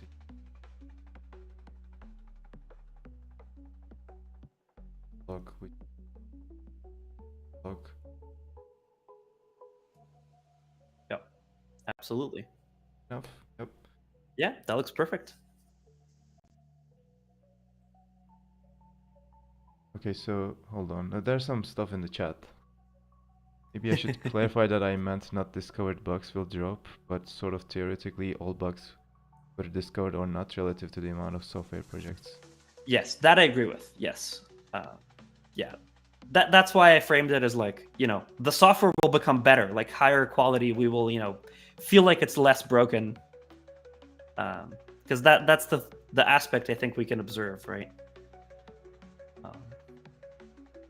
How does it feel to possibly commit to software history right now? This lint could save infinite number of projects from breaking. I feel great, man. I feel like I have changed the world. The stream just made me a better human in terms of everything. So thanks, Bedrock. Changed. Yeah, thank you. I mean, it made all of us better humans because this is now one fewer rule that we have to worry about by hand. You know what I mean? Like, up until now, I had to worry about, like, are my statics all right? And now I can just be like, well, cargo-semver-checks will tell me if they're not. You know what I mean? Like, it's not that I won't review code very carefully. It's just that I won't have to worry as much. So, one lint at a time, we're making giant change here, which is something that I love. Like, it's not just you and me not having to worry about it. It's like anybody that uses cargo-semver-checks will not have to worry about it. Yep. And cargo-semver-checks is actually planned to become part of Cargo itself so that it runs automatically on Cargo Publish. And I'm super excited for that. I mean, there are still some things that we want to work out before we, make it enabled by default for literally everyone in Rust, right? We want to make sure that it's absolutely bulletproof and, as good as it could possibly be as a tool. And so there's still some functionality that we want to add and things like that. But that's going to happen. And once that happens, I mean, the world's our oyster. I think it'll be a much better place. Yeah, I'm really excited for it. Give us a timeline. When? Oof. Tough question. I mean, there are a lot of moving parts. One big thing that was a blocker up until last week is checking manifests. So now breakage in cargo toml is caught newly as of the latest release. So that's one fewer blocker. Another thing is being able to scan code between crates, not just in one crate. And scanning dependencies and connecting those pieces of information is quite challenging. There are some technical blockers there, not just on the cargo-semver-checks side, but also in rustdoc and rustc and stuff like that. And so this is a multi-team effort. Lots of people are working on this, and it's really difficult to set a timeline. But I'm hoping that, like, in a year or two kind of thing, we get there. And I mean, even if it's not enabled by default, it's something that you can install and use. And we have, a GitHub action and everything just to make it super easy to adopt in your own project. So it's not really preventing anybody from using it. It's just a question of, like, do we flip the default to yes, as opposed to being opt-in like it is right now. So I think the more important thing is, like, making the tool the best that it could possibly be. And then flipping that default is, like, the, very personally satisfying cherry on top kind of aspect, for me at least.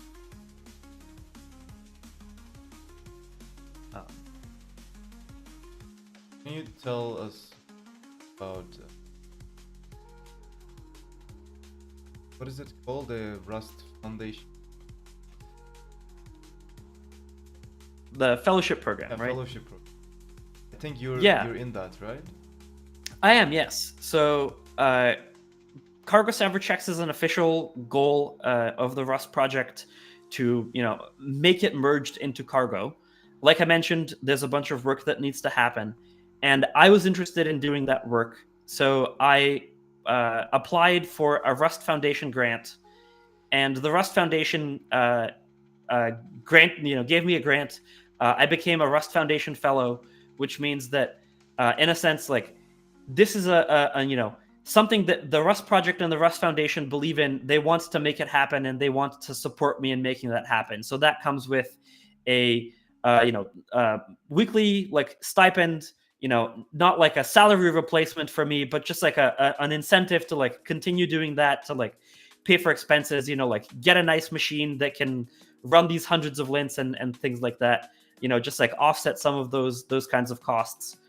And then it also comes with support from other teams that need to, advise me and like point me in the right direction whenever I need something. So I'm the beneficiary of some help and advice from the cargo team, because ultimately it's going to be the cargo team integrating this into cargo, and also the Rust doc team with whom I work very closely, because they generate a lot of this data and then we consume it in cargo-semver-checks. So obviously some tight collaboration there is very helpful. So I'm very grateful to not just the Rust Foundation for giving me that fellowship and that support, but also to all of the folks on the Rust project who are helping and pointing me in the right direction with things, and also to all of the folks who are sponsoring me on GitHub, because their work makes me feel like this is something that the community really values. And the monthly payments are definitely very nice and are very motivational. It feels like this isn't just like work that is going out into the ether and nobody's paying attention, and instead it's like something that people care about and they really want to succeed. So thank you very much to all of those folks for their time, their attention, and their sponsorship. I really appreciate it.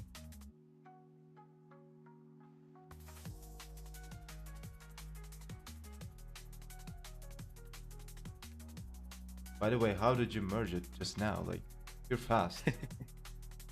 Just approve them. Yeah. Right? Yeah. I mean, I watched you write it, so I know it's Yeah. correct. And so I just hit auto merge, and I have it configured so that when all of the CI checks pass, GitHub will just automatically merge it. So I didn't have to do anything. I just clicked the button that said, when this is okay, just like push it to main. And I'm a big believer in automation. You probably could have guessed that. So I have automation set up for this. Nice.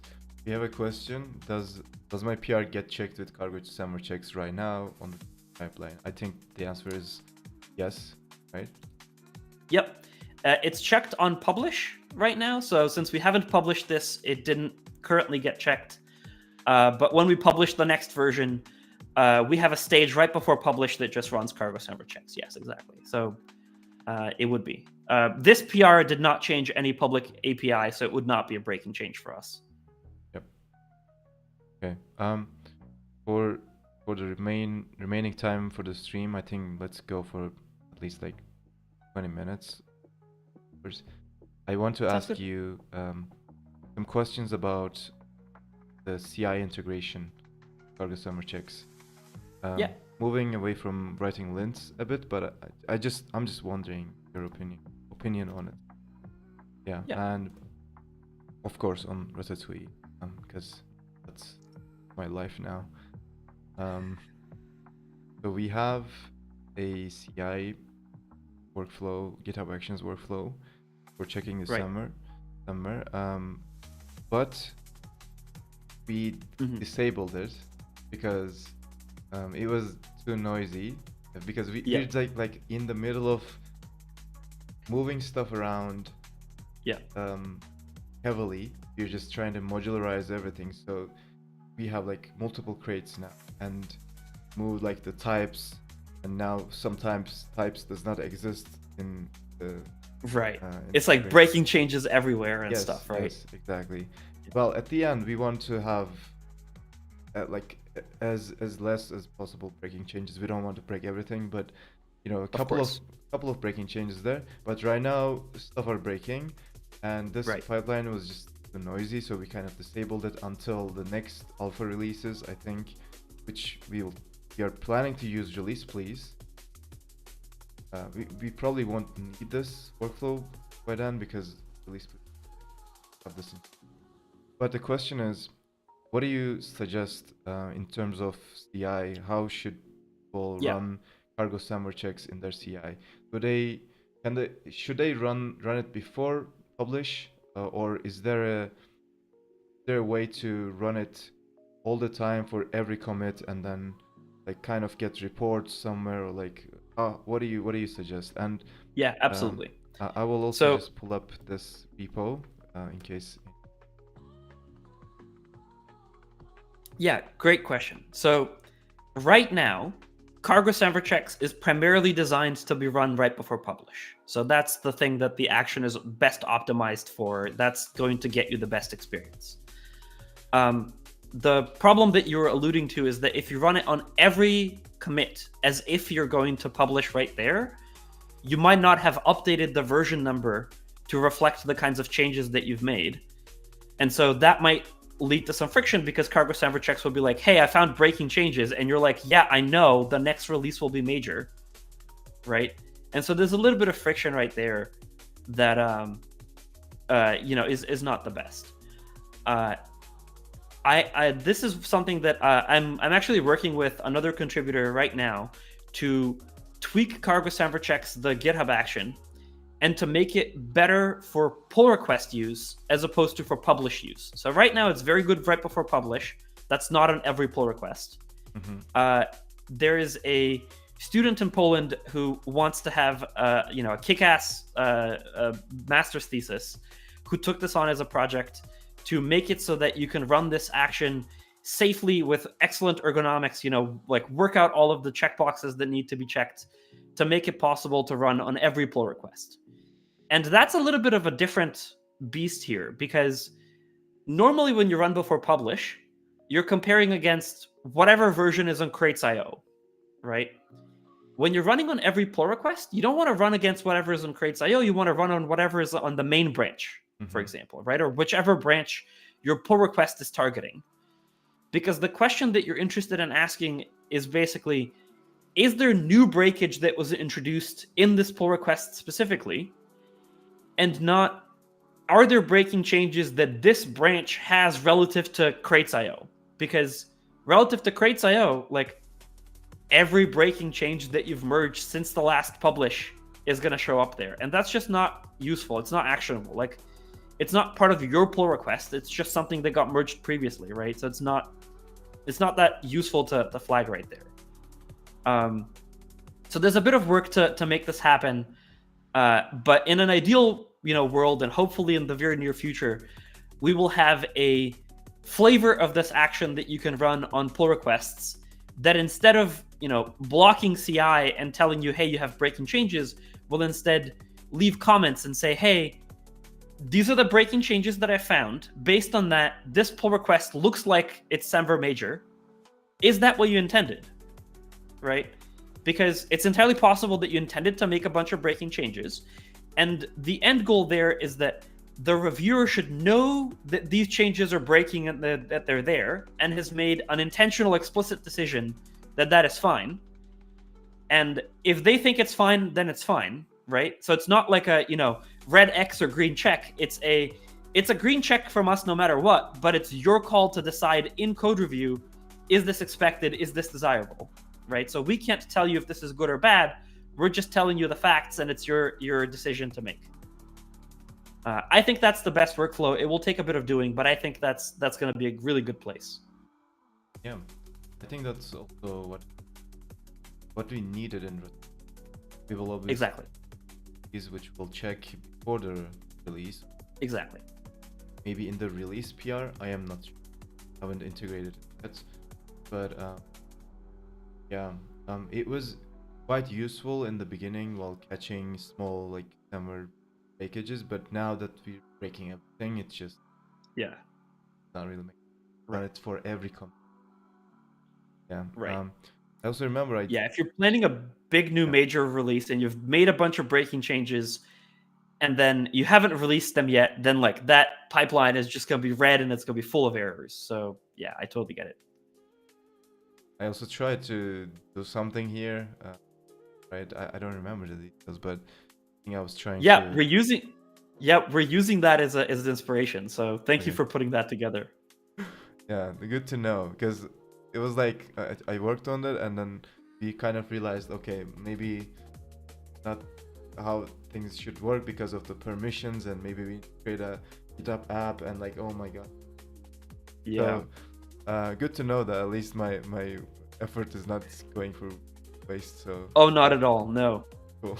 That PR was what gave me the confidence that we could pull it off, because it kind of asked a bunch of questions that you and I weren't sure at the time, like how we're gonna do this. And then over time, I would like learn a little fact here and a little fact there. And over time, I think we like kind of checked all of the boxes, and I just never followed up on that pull request. But I think we know how to solve all of the problems now, because something I was worried about at the time is like I don't want to make a GitHub action that has some like horrible safety problem, and then like people use it and then the repositories get like taken over by hackers or something. I'm just very, very worried about security for software that I build that people use, and so I was just very very concerned about that. But now I have a pretty good idea of how we can fix all of those problems without an operational nightmare. So I think we're going to be good. So thank you for putting that together. Yeah, great to hear that. Feel free to close it, by the way. Now that this might be a bit like unfinished and like maybe not relevant anymore. So just yeah, no worries. Yep. We'll close it when we have the replacement in place. In the meantime, it's still useful code to like have easy to find because it's right there. Yep. Fair enough. Yeah. Yeah, my voice might be a bit choppy sometimes because running a bunch of programs for the stream. So thanks for letting me know, but I hope it was fine during the stream. Was it? Did you experience something about my microphone? Is it good? On my end, it sounded fine. Okay. But I wasn't compiling any Rust, so. Okay.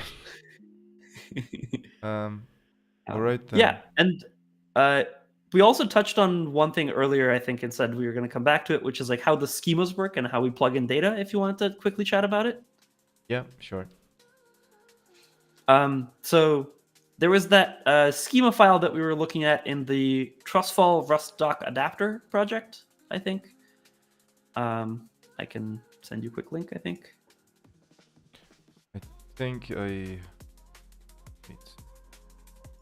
Yeah, found it. Yeah, so the idea of this repo is that this is the code that allows Trustfall to understand Rust doc and other Rust information. Mm-hmm. So when we write queries, Trustfall runs those queries, but the way that Trustfall knows where to load data from and how to represent it is by this source code here. Mm-hmm. So if we open that .graphql file, the rustdoc schema.graphql, we're gonna see a which one? Source rustdoc schema.graphql. Okay. Yeah. So we're gonna see a sort of giant description of everything that this integration knows about Rust, right? So it knows about a thing called crate, which you were just showing on the screen, right? Mm-hmm. So type crate, right? It has a version, it has a format version because like that's how rustdoc like tells us about what format to use to like deserialize it. It has some root module, right? So that's your like librs file, for example, right? Mm-hmm. It has some items. Items are things like functions or structs or statics or other things, right? It has features that you could enable. These would be things like serde or alloc or whatever. Some of those features might be defaults, right? So default feature and stuff like that, right? The important thing to notice here is that this is an abstract model of the data of a project, right? So we haven't told you how to actually load this data. You don't know where it's coming from. And it's this repository's job to sort of figure out how to fulfill those data requests, right? So when a piece of query says, hey, give me the statics, it writes a query that matches this schema, and it's this piece of code's job to then go figure out where to get static information from, right? So this schema file is actually quite large, right? You can see it's like a couple thousand lines of code, right? And that's because Rust is a pretty big language, right? It has a lot of things. It has structs, fields, functions, parameters, variants, enums, statics, consts, traits, like all of this information, right? And this is information that we needed to model here, that we needed to sort of describe and explain. So when we write lints, it's very useful to think about, like, how do we prove that something is breaking, and then figure out if all of the necessary pieces of schema are already present here. Yep. And the thing that we see here is, we have like your untyped function right now. We have some inheritance hierarchy, right? We say it implements item and function like and importable and generic item, right? So we've described some ways in which the pieces of data that we're looking at are, have things in common, right? So importable means that it's an item that we can import, right? So that means that it has some path that we can, use in a like Rust use block, right? Like a use, something : my function or whatever, right? And function like means that it's callable, and so that enables some like set of lints because it has some extra functionality, right? Like it has parameters and it has a return type and things like that. This schema governs what we can and cannot lint. So whatever this schema does describe, we can write lints over. But there are pieces of information that the schema, doesn't contain yet. It's just not. I think you're looking for docs. Docs : Yeah, there we go. Yeah, so the doc comment on that item. Mm-hmm.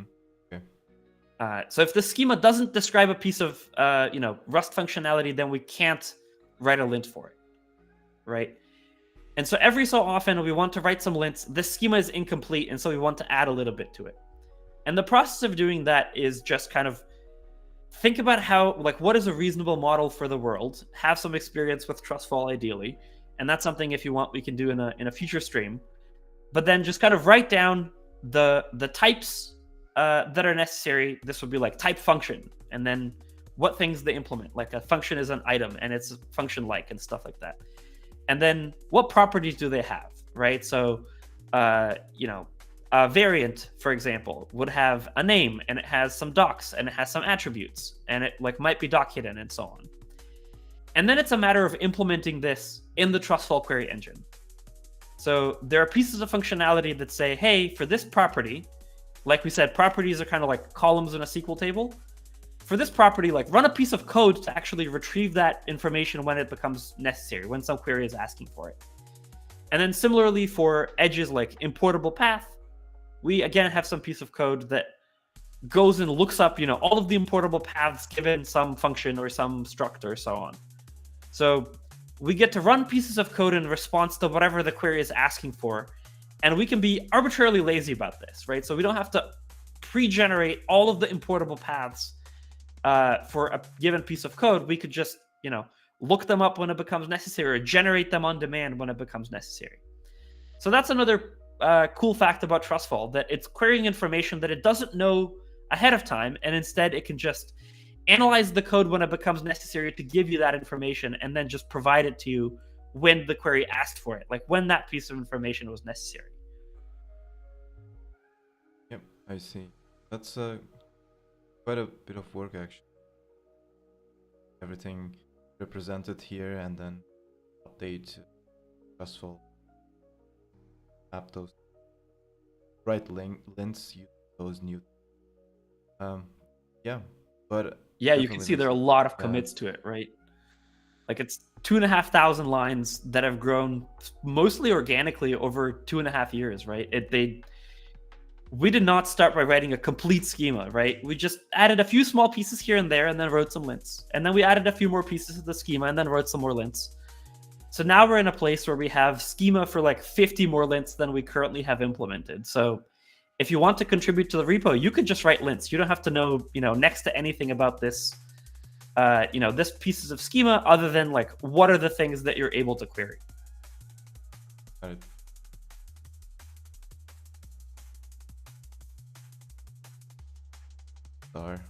For your work thank you.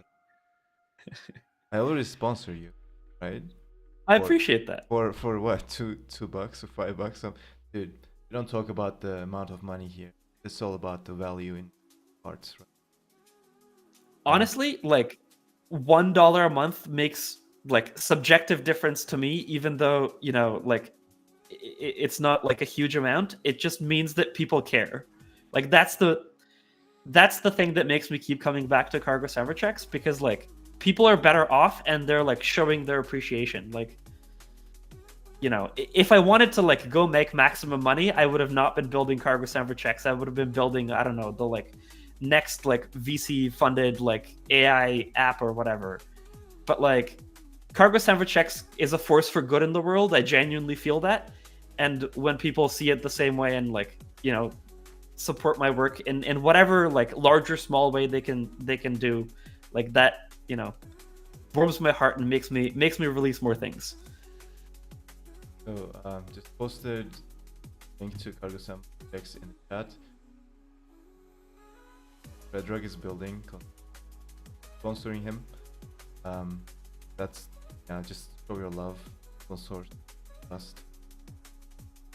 Consider that. And I think we can take some questions if people are certain things now, or do you want to like go into any other here? Happy to take questions. So guys, shoot the questions. We'll be around for a couple of more based on. Yeah. Go ahead.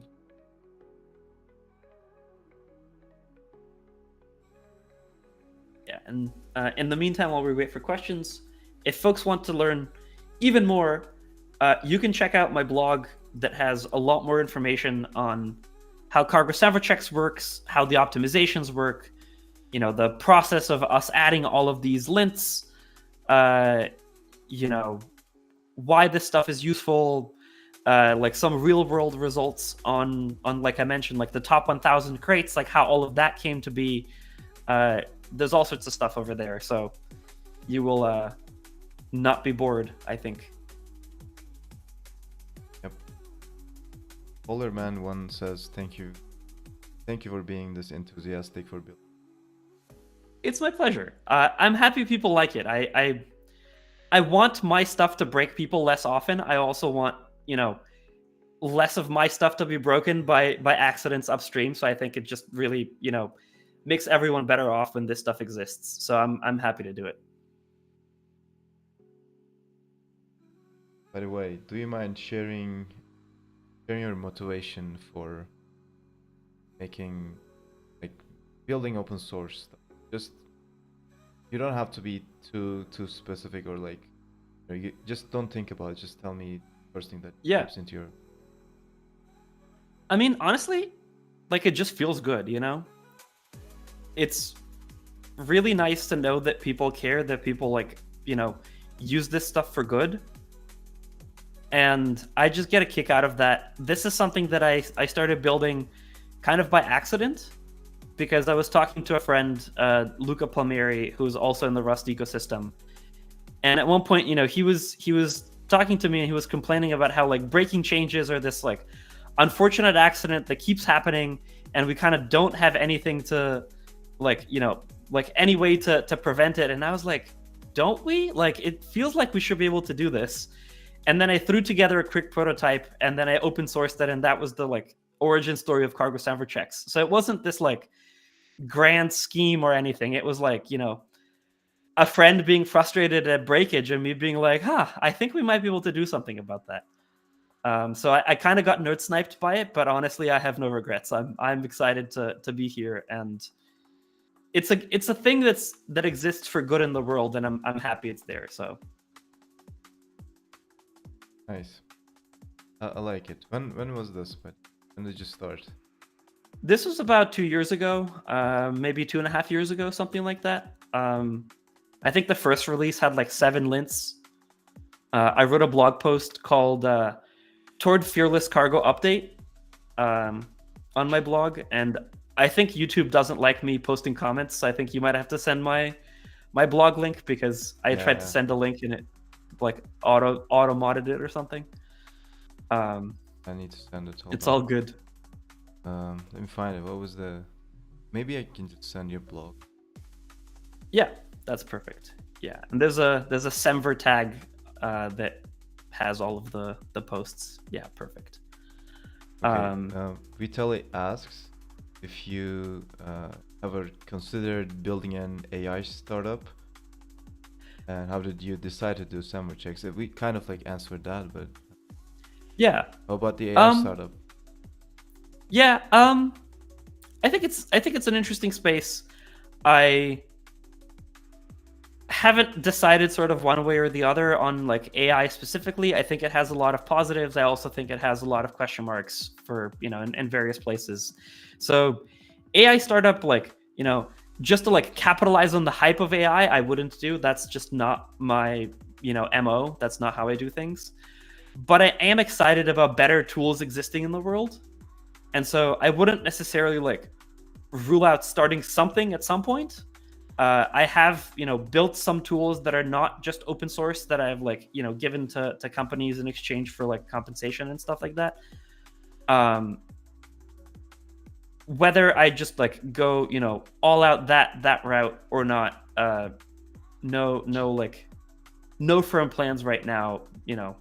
Lots of things could happen. I mean, in an ideal world, the thing I would love nothing better to do other than is just like be a public open source maintainer that just gets funded for all of my work that way.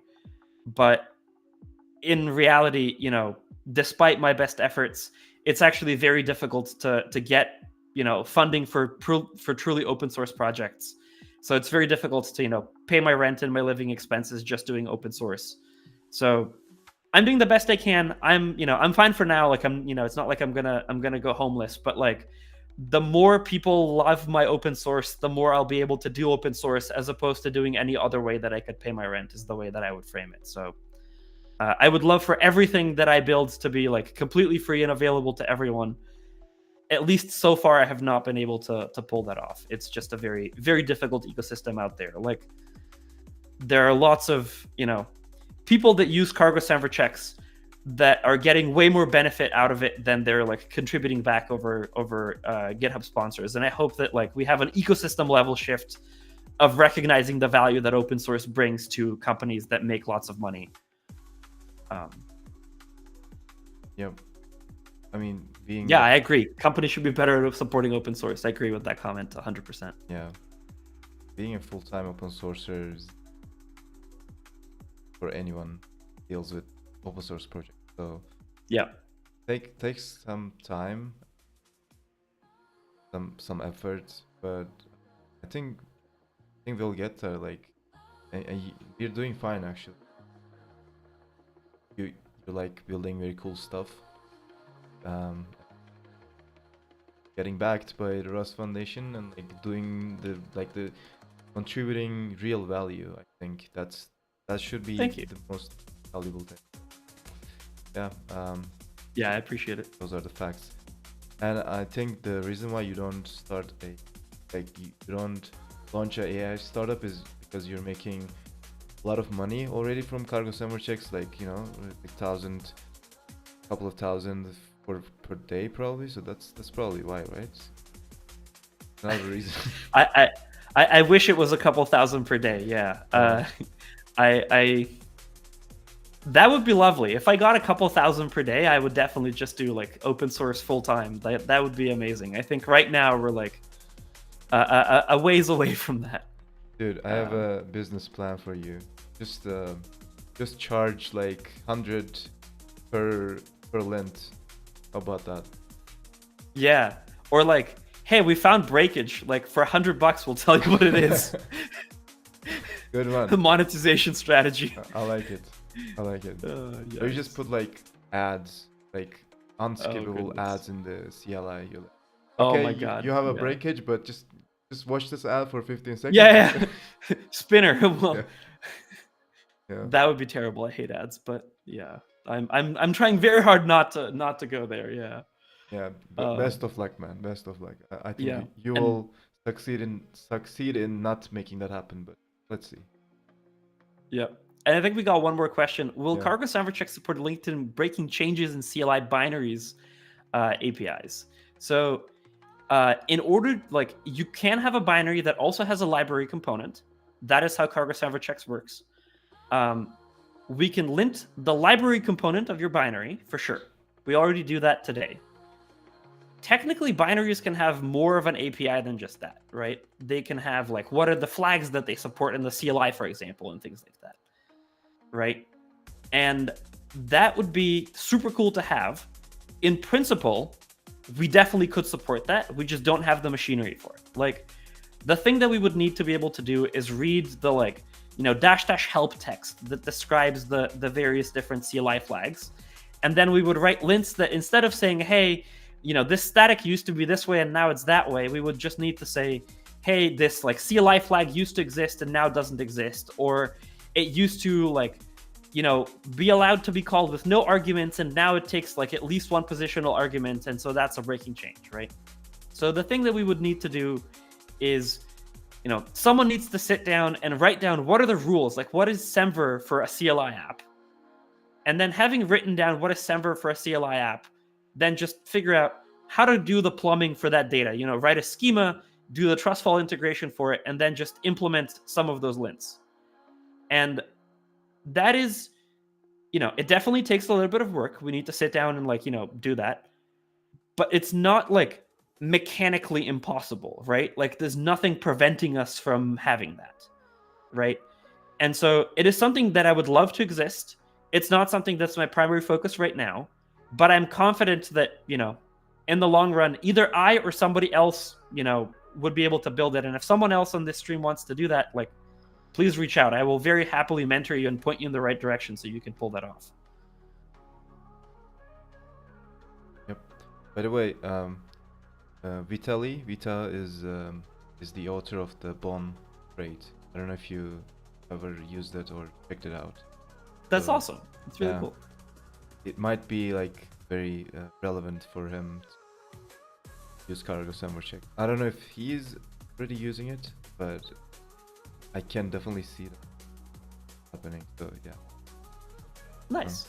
Yeah. If anyone on this stream wants to adopt cargo-semver-checks and isn't sure how, give me a ping. I'll help you get started. Yep. Red teamers will never support Rust open source projects financially because they will have no jobs of it. That is very funny.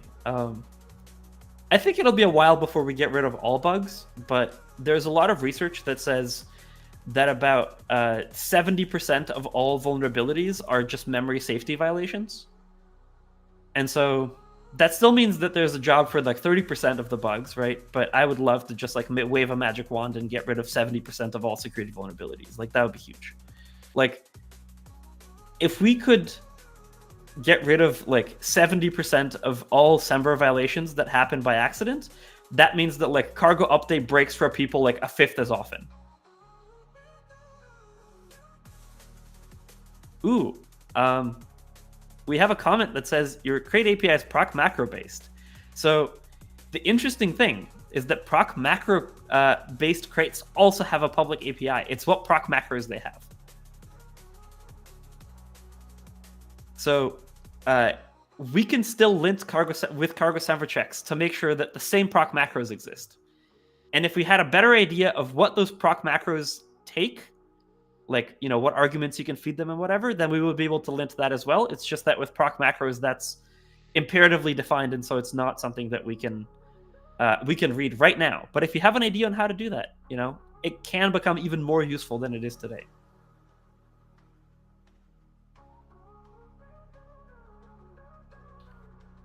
Heard of those statistics as well, taking a course in software security right now and the heavy emphasis on. Imagine running a bot monitoring all open source projects and then posting a comment to the suggested breaking change. Dude, you have your plan ready. You gotta just profit from it. I just kind of don't want to shake down, other open source maintainers for money. Like, it would be like taking people in my position and being like, hey, for like $10, I'll tell you where like your program had a problem. The thing that I would really love is for, and some companies like do this, so I like don't want to imply that this isn't happening. Like, huge thanks to the companies that are supporting cargo-semver-checks. You can always find an up-to-date list on like GitHub sponsors. If you have a public API and you're making a bunch of money off of that public API, like, it will cost you money if you break your customers. Like, your customers will be annoyed, and so you will have support costs, you will have like marketing costs because you just like broke people's applications. Like, there's gonna be a very real cost to you of like your API is now busted, right? So cargo-semver-checks can prevent that, and I would love to get a fraction of what it would cost you, when you break your customers, just as like compensation for you having insurance against that being broken. Like, it's in companies' best interest for cargo-semver-checks to be a better tool, right? Because you will pay me peanuts compared to what your customers are paying you, right? Like, if you're a FANG type company, like, you're making billions, right? Like, paying my annual salary is like a drop in the bucket for you. Definitely monetary value in cargo-sem. Yeah. So I'm hoping that, by doing more messaging, more people will sort of see this and will go, yeah, I mean, cargo-semver-checks is nice, but I want it to be even better because there are hundreds of things that it won't catch today. And if I give this maintainer some money, it will be better tomorrow than it is today, and that is good for my business. Yeah, and as adoption of Rust grows and more people start using Rust in production, this will be quite valuable because people don't want their API to break. They don't want to break it. Exactly. Yeah, they definitely And see.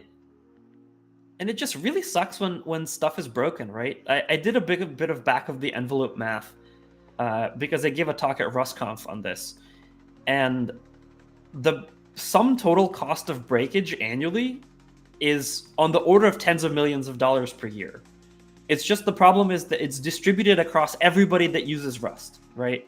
So it's like, hey, I'm at a company and I ran cargo update and now my project doesn't build anymore. Okay, like, let me debug this.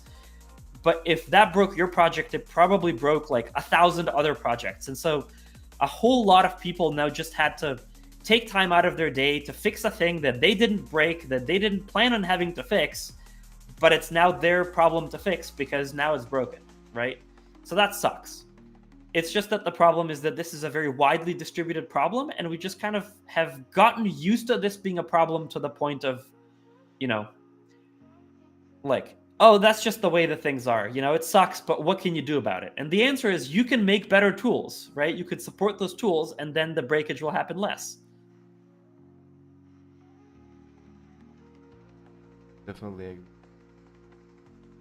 I really look forward to what cargo-semver-check will be in the next 3 years. I think when finally became a part of cargo, that's when stuff will really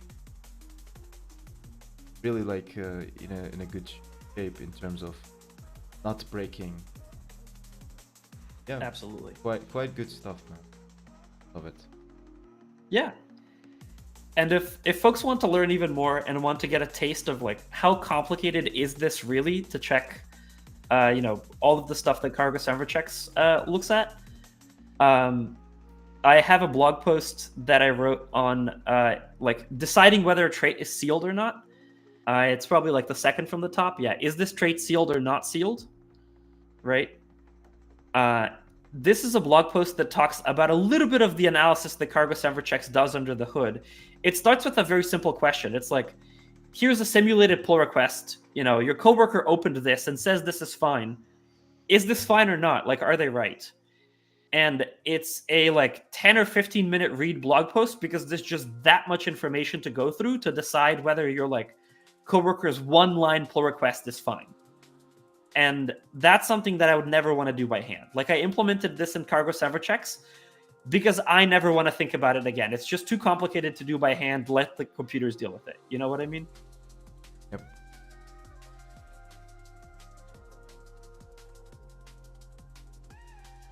So, I don't remember where, but I heard that one limiting factor to Rust not yet being widely regarded enterprise language, that the tooling is not mature enough. Hopefully some companies invest some in the tooling to make that even mature. I don't know why they think it's not mature enough yet though.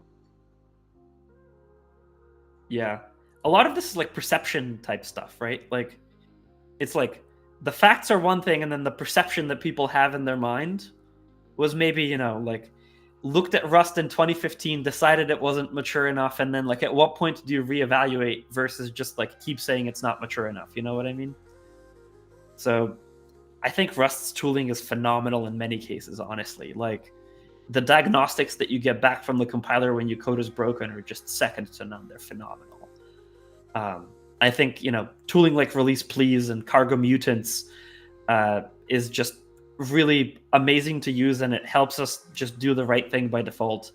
I'm obviously biased, but I love cargo-semver-checks, and you're not going to find a cargo-semver-checks for other languages, you know, for the most part. So I think there's a lot of really good tooling. So I think, you know, whoever feels that way, you know, should probably reevaluate how they see Rust, or else, you know, competitors that use Rust might eat their lunch. Yep. Yep. And now it's with better terminal.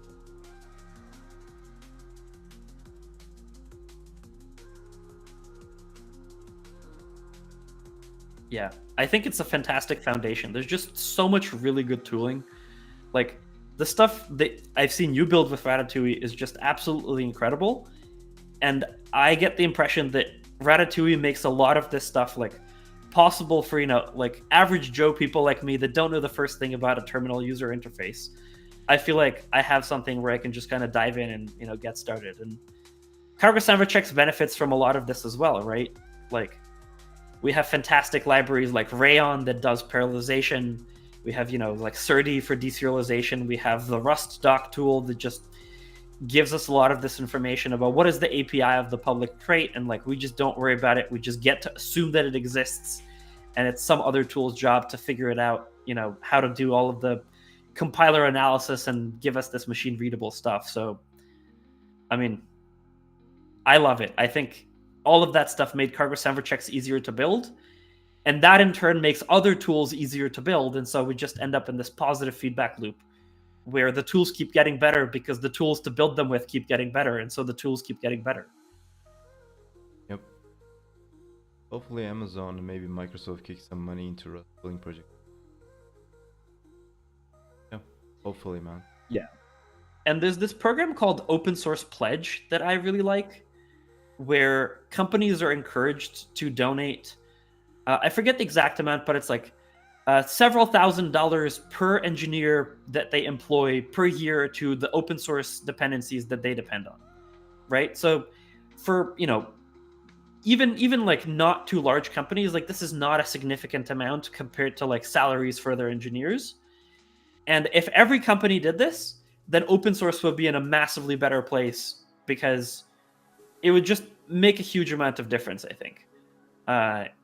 Because a lot of, like, you saw cargo-semver-checks, it depends on like 400, you know, libraries, right?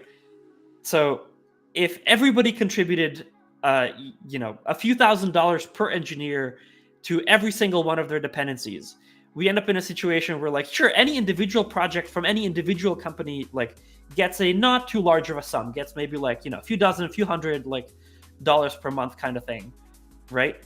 But if every company in existence does this, then that is foundational change. And so to the companies that participate in the open source pledge, like, my hat's off to you. You're definitely ahead of the curve, and I really appreciate that. Yep. Do you guys mind if we wrap this up slowly? Quite long, and I just gotta go. But Thank you. yeah. Thank you, Orhun, for having me. Thank you for creating cargo-semver-checks and bearing with my questions while I try to understand everything to its detail. Of course, I asked many questions, but you don't need to know any details about stuff that we talked about to write lints. Probably go ahead and write them. Take a look at the example ones. You'll figure it out along the way. But now I have a better understanding of how things work, and I'm kind of like, I was already impressed by how this works, and now I know like about the details, and I am even more impressed. So Thank I you. mean, kudos to you for building this thing and just, trying to make Rust ecosystem better. I think you're just doing a great job at that, doing God's work. I am 100% sure that my $5 is going to waste. So Yeah, thank you so much, and thank you for writing a lint. I mean, one lint at a time is how we get to this very large number. So thank you for putting that together. cargo-semver-checks lint wise is on a double every year trajectory. So we need another like 15ish or 20 lints to hit that for this year. But like December has a lot of days left, so I'm pretty confident we can do that. And if folks on this stream want to contribute and write some more lints, there's lots of stuff. Find an issue marked like eMentor, alint. You'll see the labels and all the issues, and just like grab something that looks interesting to you, and feel free to ask me questions. We have a Discord that you can join. Just ping me on any social media. I'll send you an invite link, and just join the community. Like, we're all pitching in here, and we're all being better off as a result because cargo-semver-checks ends up being a better tool. So I'm very excited to contribute to it, and I hope that everyone here is equally excited to use it and also hopefully write some lints as well. Yep. So if you're interested in contributing, just go to the repo. Actually, let me just send it to the chat one more time so that it is clear for people watching after this. Cannot find it now. Obi-Wan Kenobi, not yeah. Oh yeah, sorry. Nice. All good. Nice handle. Nice handle. Yeah, I've had it for a very long time. Yeah. I'm a Star Wars fan. What can I say?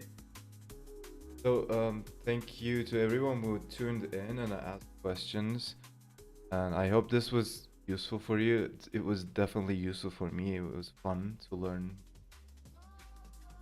Actually, it's the future of cargo in a way. So yeah, so exciting, man. So yeah, I wish you and everyone a happy day, night, based on your time zone, and check out cargo-semver-checks, check out Fred Drugs profile, sponsor him if you like what he's doing. Yep. Any last words? I appreciate it. Thank you so much for taking the time to chat. This was a blast. I'd be happy to do it again in the future if you're up for it, if folks are interested. And yeah, happy linting your packages. I wish you many caught-breaking changes before Cargo publish. Thanks again for having me. Yeah. This was a blast. Yep, of course. Take care, everybody, and see you in the next one. Have a good one. Goodbye. Bye.